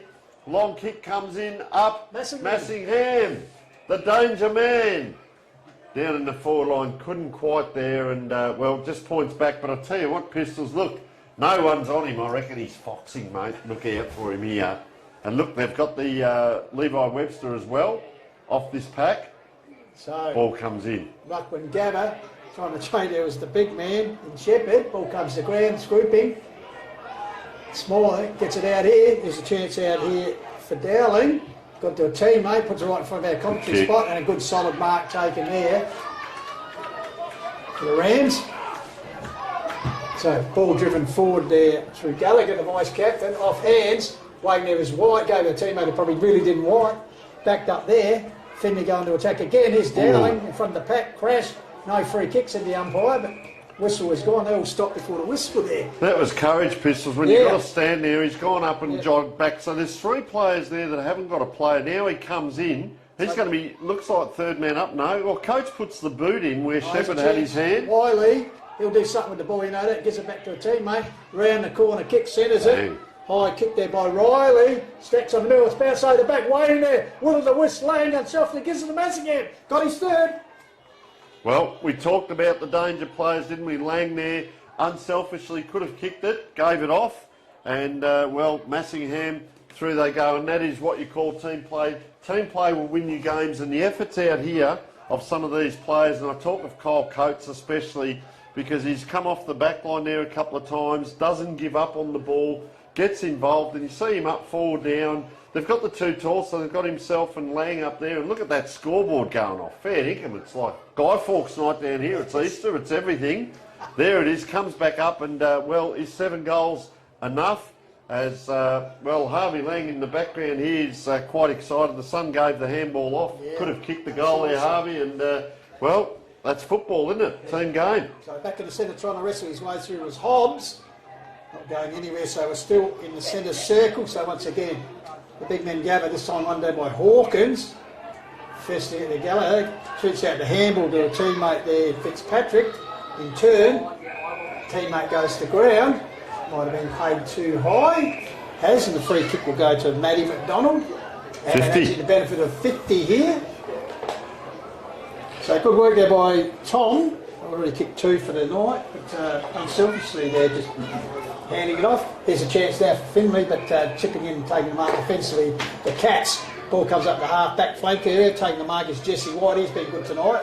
Good opening game for him, that's for sure. In fact, the Cats haven't had too many passengers, so they'll be happy with that. So, just hanging the boundary line here. Still balmy conditions here. Deniliquin, good night. Particularly if you're a Finley supporter. Paul, wing area up in front, over the top of the pack. Swooping on the ball. Can he control it? Yes. Well done by Lang. Puts it to Massingham. Caught behind. This time he's gathered it. And Massingham, he's off to the races once again. Oh, and I tell you what, that one's just cleared the post. Doesn't matter how you get him, Tony. But that's 4 goals. Pretty good performance by the Massa. And he's pointing to, he's pretty happy with himself, and lively. I tell you what, they could be a little bit of a team up forward there. Tom and, of course, Tom Lang we're talking about, and Paul Massingham. We're joined once again by Harvey Lang. And, well, how did you see it, Harvey? They're starting to break away now, Finley. Yeah, no, it's been a great game. You know, a lot of good fluid movement from the back line for Finley, and yeah, just Denny just probably a couple of players short. And of course the Bucket Whisperer, the Bucket Coach, our game day sponsor. So magnificent by yourself to sponsor the whole game, and the Finley Country Club Hotel Motel for this 4th quarter. There's Dowling been impressed by his game. A few of the youngsters in the Finley side, Deniliquin side stepping up, going to ground. There's another man who's tried hard in Lockie Small. He's had a good game, yep. Ball he can held hold his head high. Our defender gets up a little bit sore. Some of these boys will be feeling the first hit out of the season. So Hawkins, Shepherd, just pulls him out of the way. Shepherd, so it'll be big. Hawkins will take the resulting free kick. I'll be looking to feed off him. You can bet that. He does. He gives it to his teammate there in Riley. He should have manned that up. The Rams, I knew that was going to happen. Up there, off hands. Desperate defence once again, close to the line. Oh, well trapped by Lang. He's turning on for his old man, who's up in the commentary box. But good second effort off the back of that. Didn't take the mark. You could see that coming in. He looked around. He had 2 he's on danger. him. The big man's got to mark this. Oh, good defensive spoil. Finley, they've got numbers coming forward. Oh, great gather there by Webster, I think it was. Gives it out here to number 5. Rafferty. which is Rafferty, the chip man. Oh, that's a good grab over the back too. Both teams displaying some good football late in the game. Braden Hall, that was, deep in defence. It's been pretty handy. Yeah, just pulling back Mark Wiley a little bit. Back door. Kicks it high now, sorry, down along this half-back flank. Well, players falling over themselves. A bit of a push there. Oh, strength. That was strength there to get the ball out through the agency of Riley. Great kick. Centres the ball. Discipline. Trying to charge his way through there. Finally a kick in hope there. Bounce, will it set? Yes, it does. Trapped nicely there by Rafferty. Once again, gets it. You want to see that late in the quarter, you're down, but I tell you what, still playing out the game, Tony, and the coach would love to see that effort put in there by Ryan McDonald. And that's it. You know, you might not win the game now, but you pick out the winning moments. Just watch out for Massingham here. He's hungry for it now. He's down deep there. Ruckman down again. They help each other up this time. Ball in dispute here. Gee, put the Jets on. Couldn't quite get away with it there was Lachlan McDonald. But that'll do because Matt McDonald now gets it forward and Finley once again. Wow. And that's a nice grab, isn't it? 2-on-1, you know how that's going to end. They quickly turn the ball back up the line to Sharp. He's been pretty good tonight. Good game too, yeah. Chips the ball further afield to Luke Moore. He's been very good, I think. Yeah, what's on offer? They're playing possession football as they go forward here. Play it down in the middle there. I'll just keep an eye on that Jack side. Lang. There's a cat down in the middle, is it? Yeah, I'll just keep an eye on that. You call the Look at the footy, lead here. Injuries. Tom on the lead, but nicely chopped off there by the Rams, who repelled this attack on this occasion. Bouncing ball, lumbering across to grab it. McDonald?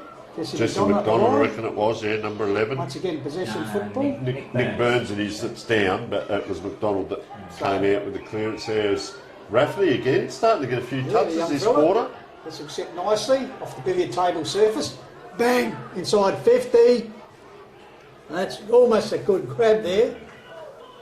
Close to the line. Oh, great second effort there. You like to see Charlie that Lang. from Charlie Lang Jr. I noticed the ruckman there. That's the my big, boy, says that. yeah, big Hamish Shepherd. He's trying to be that spare back, and they're trying to put a 2-on-1 for the forwards up here, but well, you try and cover one, then the other one comes forward. So here it is, no one behind. Oh, he just takes out of the ruck, goes this way, that way, heads towards the boundary, which is okay.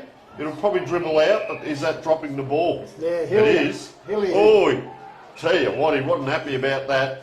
Massingham's going to line up for his fifth.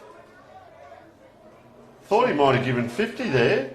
So Hilliard perhaps a little bit frustrated. Yeah, not been tough after the. So Massingham will the take this decision. kick within the crowd here. He might get some advice.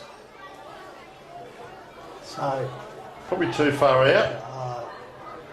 He might double Wiley, here is for it? another little lead. just chipped in the space. Wiley. Wiley playing a very good game, and he's a fit man too. Have a look at him. He knows his way around. Oh, he's going to go back and have a shot, is he? Or is he going to just Might be a bit too far for him, I think. trying to pick one out, maybe? A kick from about 48 metres here. Will there be a Lang lurking? Well, he just pops it in. He kicked it and said, "You get there," I think. Oh, Yeah. That's that ball Work rate comes high. out here. Wiley's just lurking at the back. There's Langs everywhere here. This way, that way. Oh, Massingham. Fitzpatrick. Fresh Oh, good air. attack on the ball there. Tell you what, that was great From play Charlie by Lang. the Deniliquin player. So free kick here paid to Cable Fitzpatrick. Lucky to know where he is It's all about right going now. backwards. Goes across to teammate here, the big man in Shepherd. He's got I think space. he's trying to rest out there, actually. Handball, yeah, hide in the dark like they used to at circle work, but his lights are too strong.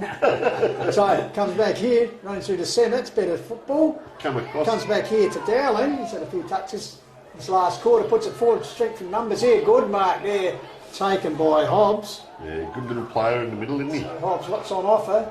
You look up, there seems to be cat Guernseys everywhere, but out of that emerges Howe. Howe gets onto the run here. Only hard bit Oh, there. Went to the Hilliard? boundary. Yeah. Oh, you sure. go to the boundary, you're going to get the boundary. And that's Yep. that handball outside. Well, play a little bit bold and maybe come inside, but players will learn from this. They'll get the vision, be able to look back at it. And, you know, it's easy for us sitting up here all fresh, but these players have got fatigue and decision making and noise around them. You talk about pressure, you've got physical pressure, verbal pressure, mental pressure from the scoreboard as Hobbs comes around. Can the Cats clean up? Well, a little bit of a dribble here. They back up well. Underground handball, deliberate by Luke Moore. Up and down. not quite there. Ricky Giddens. Good body work there. Look at them, 3. Look at the Cats there, 4 of them on to 1. And 2. I'd say the Cats had, was it 9 changes from last year? I think it might be even. I think it Perhaps might be even even more. 10. But I was going to say half the way they've seemed to have gelled. Can you tell us about their pre-season trial thing? Oh, I would not have a clue to be No, quite but honest. obviously I played a know. few trials. Yeah, they had a couple of. I don't think they won any of their games. No, I would. But their count system of play was Points on really this one, good. as you know, but Yeah. So Webster it was getting it out and taken here by Harry Hillier. They load up again. This is better. Come inside, Braden Hall. You've got to play bold footy. They do go inside. Cable Fitzpatrick having a very good last quarter. It's the last kick inside 50 that's really undoing them. Can the Cats clear here? They're under pressure this way, that way. Shows the ball to Jack Lang. Gets it out wide. That's a clever decision under pressure. Now it's possession football. Stop, hold, tempo football inside. Luke Moore presents and they honour the lead. Fantastic. So a little bit of tempo here now. Pistols coming out. Finley Cats just got to settle. See if they can make an impact on the scoreboard again. I'll tell you, Tony and Harvey, what's really impressive is the work that Finley are doing when they haven't got possession of football. The pressure they're applying here on the Rams. Big kick in. Chance go forward. Here's Lane just couldn't control the mark on the edge of the arc. Handball. Over the back. Oh, Bit they're of a not fumble out. there. Finally comes back in. Some tired players out there now as the errors come. But it is That's Smith. good. He caught it. They just keep on persisting, don't Just they? the pressure. Now here's a chance with the ball set close to the line. Probably the Tom Rams are Lambert. happy. I as think the players are coming nearly gassed. coming in small. Part of that stuff with the Deniliquin team, you see them handballing that ball around, which was quite good, keep it alive, but what happens next? You know, as we see players, they're fatiguing and, okay, I've got rid of it, but I've got to go and make position. So let's have a look now at this ruck battle deep in the forward line. Oh, is that a push? No, it's not. It's up, it's down. Is that Jack Hobbs again in there being industrious? Comes out. Hasn't got very far. Down the ground now, centre half back. That's Hillier, got to a teammate, across to the centre. Oh, good scoop there. Runs himself into trouble, managed to get the clearing handball. Missed the target once again. The Cats mop up. Ball spilling free, as I said, late in the last quarter here, the first game. So errors. Ball comes out here. Really good mark there, taken by Henderson. The ball goes to the ground. Once again, the Cats picks out Burns. Good vision centre under wing area. pressure. He'll go straight across to the fat side of the ground. Look at this. Sits for him. Oh, unfortunately, it's ricocheted off his boot. He's backed up there nicely by a teammate, but didn't carry, said the umpire. Is that Coates up forward there? So he plays a bit of both, doesn't he? Yeah, Goes forward and back the He's ruck. been great today, I think. Takes the ruck. Good. The swing man is so valuable in football. Look, now he's in the ruck. Up against Gallagher, actually marked it. Couldn't get it out. It's a scrambly ball. Swung around 360. And that is going to cost you. And well done to Deniliquin. They're not giving up on this. Probably about 16 minutes in. Supporters are loving it. 52 is William Henderson. Gets it across to Hobbs again. So Hobbs, that was Riley there trying to be the bull, but he just couldn't get through, get rid of the ball. Here's a chance for Denny now to go forward. There's a lead coming. Oh, great pick up there. I think this might be Durham. Puts it forward, but once again straight into them. Good. Whether they're not lifting. He's been great today, Robbo. Yep, and here it is, Massingham, the 4-goal man. Puts it out here. Lang. Long way from goals. Home. Yeah, on the wing area. Been waiting to call it. Lang to Lang to Lang. Can we get Lang ball? Looks down, goes this way, that way, gets around. Doesn't get any closer to goal for a shot on. And just pops it out of bounds to those kids out there. And they yellow ball with Mick Barnett kicking it in. So that's a dangerous kick in football. That inside kick, just in around that centre half back area. But well done, 52's William Henderson. See him back play. A lot of players have spent 2 pistols. A lot of players, hands on hips, just not really. They're just walking along, which you can understand on a hot day. And you've had to wait all day to play your game of footy. Well, coolest part of the day, though, that's a benefit. So Giddens did that well to win the free kick. Shepherd about to come back on, just waiting. So Giddens. He's had a good game, getting in and out at In and times. out, they've had a few guys have done a bit, but obviously they'll build a consistency as the season unfolds. So Giddens goes, pack, big Hawkins slumbering out there. Over the top, ball comes to ground. Don't argue there, the ball comes out here. Sidestepping nicely. But once again, the Cats through the agency of Wiley, who's at both ends of the ground, so their fitness level is pretty high at the moment, the Cats. And interesting you've said that, Pistols. I'm looking down now. Look at Massingham. He's on the wing here and he's running past us here because I'll tell you what, he knows he's licking his chops. If I get down there, by the time they mess around with that ball, look, he's inside 50 well, if you have a now. look, there's two of them. So their work rate is the great. sub young Sykes on the ground. Sykes is so on. I've got a few guys just running down unchecked, although the Rams are picking them up now. But Ooh. they're finding the space late in this game. Trouble out there. Hold on. He's going to play on. Take a bounce. Umpire calls yes. Will he get it back the third time? No, he won't. It's inside the 50. Watch out. Flag. Well, that... And guess who was down there just in case it came off hands? Massingham. So I think he might have uncovered a pretty good combination here if they haven't already played together. That was a great grab. Pistols. So, Tom Lang. 18.5 minutes gone, final turn. Jukes. The Cats, 12-9, lead the Rams 4-9. What's been a great night for football and to christen the new lights here at Harding Street over in Deniliquin. Tommy Lang here, the chance to kick his third and just extend that margin that little bit more. So, deliberate shot, 95 goals last season. Hit the post, so he's still on two. You couldn't do that if you tried. He's still on two. Yeah, when you look at the size of the post, it's a bit of an art to hit the post.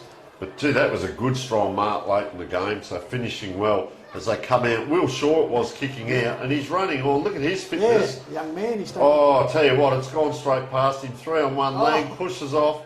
They're backing up here, but it's gone back to Deniliquin now. On that far side, still a big crowd in around. You can see the flashlights of the cameras out there. I reckon that's Gittins again getting the ball across. Can they go forward? They need to hit a target here just to finish. I'll play a taken there without the ball, and that is Bailey Townsend. Been instrumental out there today, and he's off. Pistols. Kicked a very good opening goal for them. 13-minute mark in the game. That's better. Wow, I think this is Helia. They'll get a finish. Charlie Variety in the pink boots. Standing out under the floodlights, that's for sure. Well, I admire that. They got that from one end to the other, just guts it out. We talk about gut running and hard running, and you need a finish. Don't just get it in the 50 and get it come back out. Bearing in mind, they didn't kick a goal in the second term. You are 20 minutes gone in the final. They wouldn't want to go 2 quarters without kicking a goal. So, Charlie Hillier has rectified that. So he gets his second. Kicked their first, got the 13-minute mark, and perhaps their last at the 20-minute mark of the final two. So good perseverance.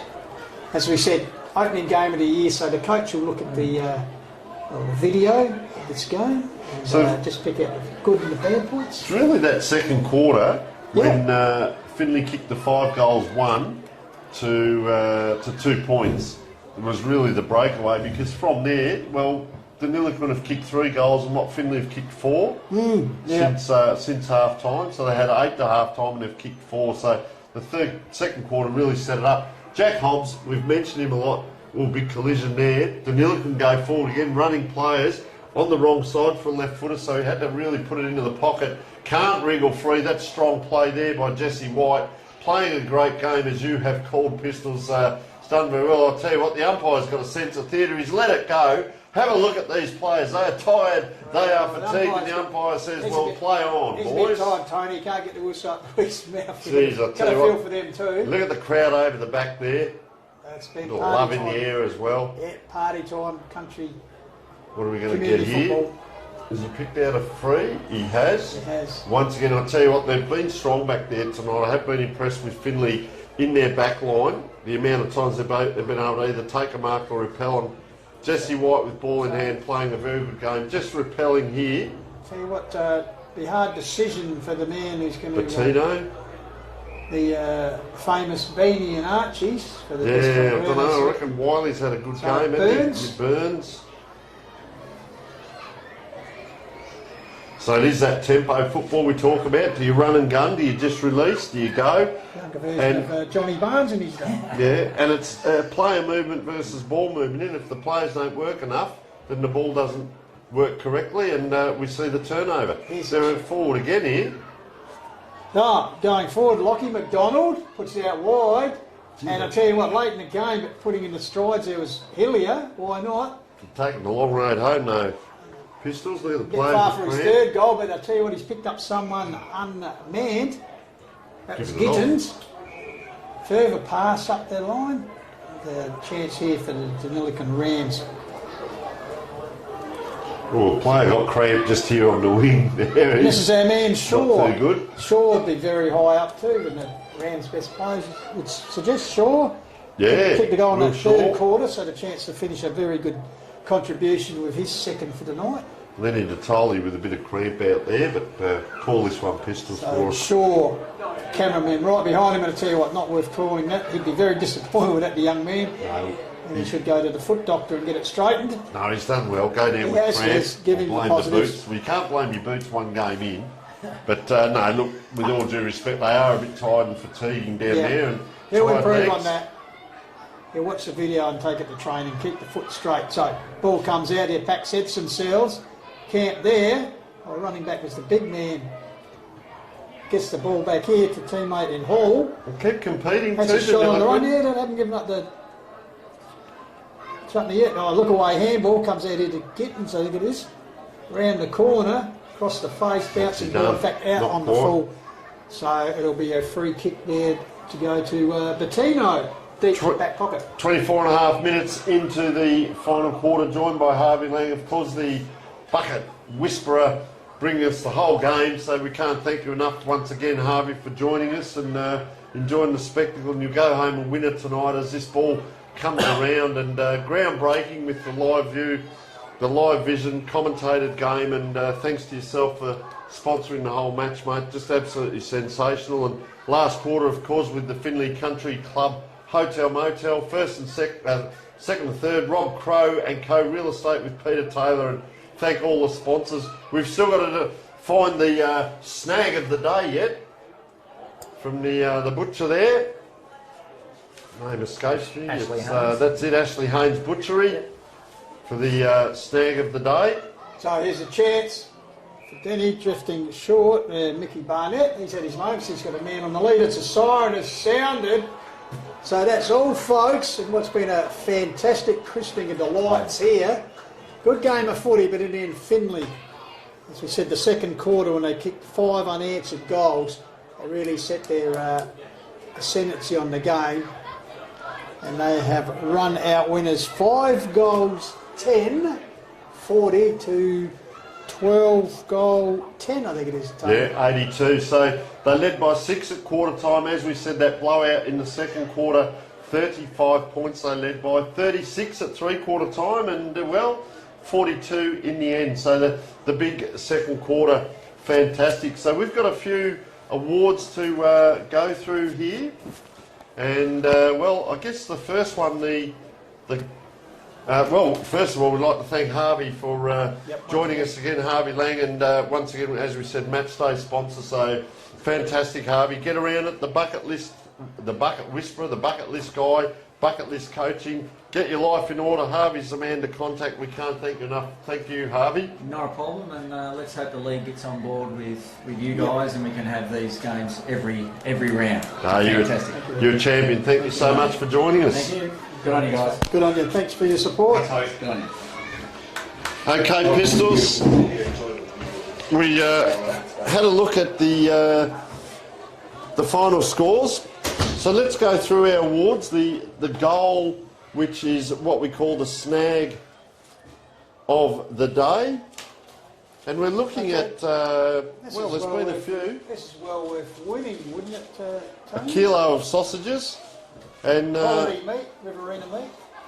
yeah, and what are we thinking? That goal, Bailey Townsend, first quarter. I tell you, Bailey Townsend, it was the second goal, took the 21-minute mark of the first term, but it was a great build-up, actually set up by Small coming charging through, and then they left the screen running. Yeah, so probably, Running, and congratulations. then, but it was an angle goal. Terry Massingham kicked a very good one in the third quarter too, a snap down the other end, but I think, and he actually tried hard. He kicked 2 goals, but I'd give it to the young man in Bailey Townsend, so I reckon he'll be having all his mates around for a feed. Yeah, fair effort A too. kilo of gourmet sausages, Tony, so Bailey Townsend. Yep, our mark of the day, we go down to, well, Well, we had a few candidates here. We had Caden Sharp, our man Small, who we mentioned, was very good in defence, took 2 or 3 good defensive marks, okay, one big hanger. Henderson in the third quarter. Yeah, that was a good one, Not 52. because he Yep. was here, but there was a really good grab in the end. Tom Lang, a very good mark there. So Yeah. I think Tommy Lang with his 2 goals and unselfishly set up a few others. But for the aerial supremacy tonight, I think that was the mark that took our eyes. And I said, what would you say, credits and honourable mentions to the other guys. So the mark of the day at the Finley Country Club Hotel Motel. Thank you very much for them for sponsoring the quarters.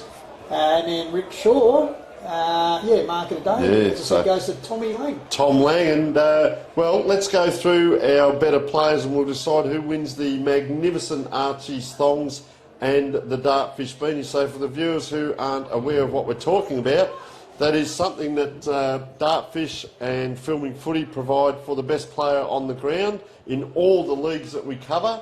And it's a magnificent pair of Archie's thongs. I say you'll sleep in them. Dusty Martin, of course, is the ambassador. And they are fantastic thongs.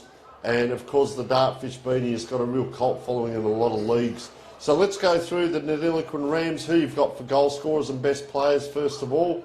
Please, Pistols. Well, good on you, Tony. It's a bit sparse to keep the rest of the goal kickers, but Hillier, Yep. with 2, Charlie Hillier. Townsend with 2, we've already talked about him. Shaw, who was very good, the young man, number 66, put his body in, so it only to 5 goals. Better players, as I said, Small, I thought was very good in defence. He was under siege. Also Hall had his moments down there. Others, the big man, of course, Townsend. Hamish Shepherd. He was very good, the big ruckman, used his body well. Yeah, he gave him trying first use of the ball. Yeah, just trying to inspire him to do something. Look at a few others. Dowling flashed in the last quarter. Other young man in Fitzpatrick had a bit of the ball. The McDonald's had their moments. But I couldn't see the beanie winning coming from Deniliquin. But as I said, opening game of the year, there was a few guys, and they've had a whole lot of new recruits come in too, so it'll take time for them to gel together. But good honest efforts by first up. So if we go across to Finley, first of all, our goal scorers, well, Robertson with 1, Hattie with 2, Massingham chipped in with his 4, played a really good role, let's say there. Mitchell Riley 1, Charlie Lang 1, and Tom Lang unselfishly gave away 1 really, but he's got the 2, and Mark Wiley 1. We go into our better players. We've got Luke Moore, Caden Sharp, Sam Hattie, all had their moments. Jesse McDonald was solid down back. Massingham with his 4 goals, of course. Kyle Coates at times. Jesse White, good second half. Jordan Taylor, of course, probably the first half. Yeah. Bertino at times in that second and third quarter. Mitchell Carson had a very good game. We go down, Tom Lang, of course, played the good game, but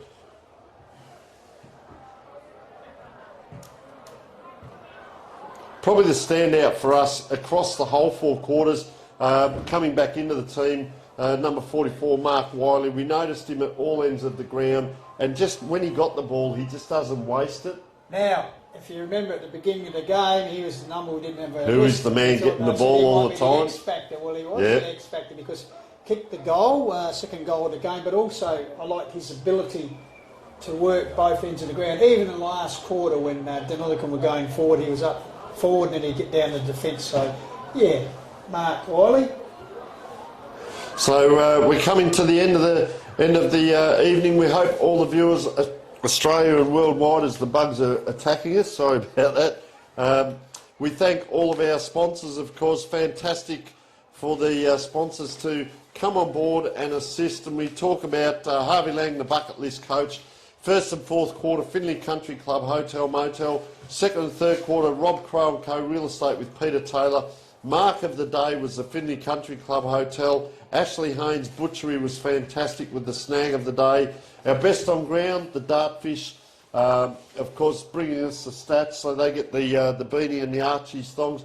We thank Filming Footy Sports Interactive, Dartfish, especially yourself, Pistols. We know you're well, let's say you're moving around with one of the locals, so to speak, and in the area for the few days that you're up here, and you often come up around the area, mate, to see some football and to call football with you. It's been an absolute pleasure this evening. Thank you, Tony, and it was great to get the opportunity and first interstate call, and just personally great to work with you again. And also must thank our production staff, Rohit, who's here, and also Alejandro, who does such a good job. So thank you. Great to be involved in filming footy, and as I reiterate what Harvey said, hopefully the Mallee Football League enjoyed the product and they get on board. But it's been a good night of footy, and footy's alive and well here in the Murray Football League. All right, thank you very much, Pistols. Importantly, thank you so much, the supporters, the members of clubs, whether you're a member of this club or just in the league. We thank you for supporting us, watching the game this evening. We hope you've enjoyed the broadcast. This is Tony Neal on behalf of Filming Footy, signing off from the Deniliquin football ground. And as we always say, keep chasing your goals.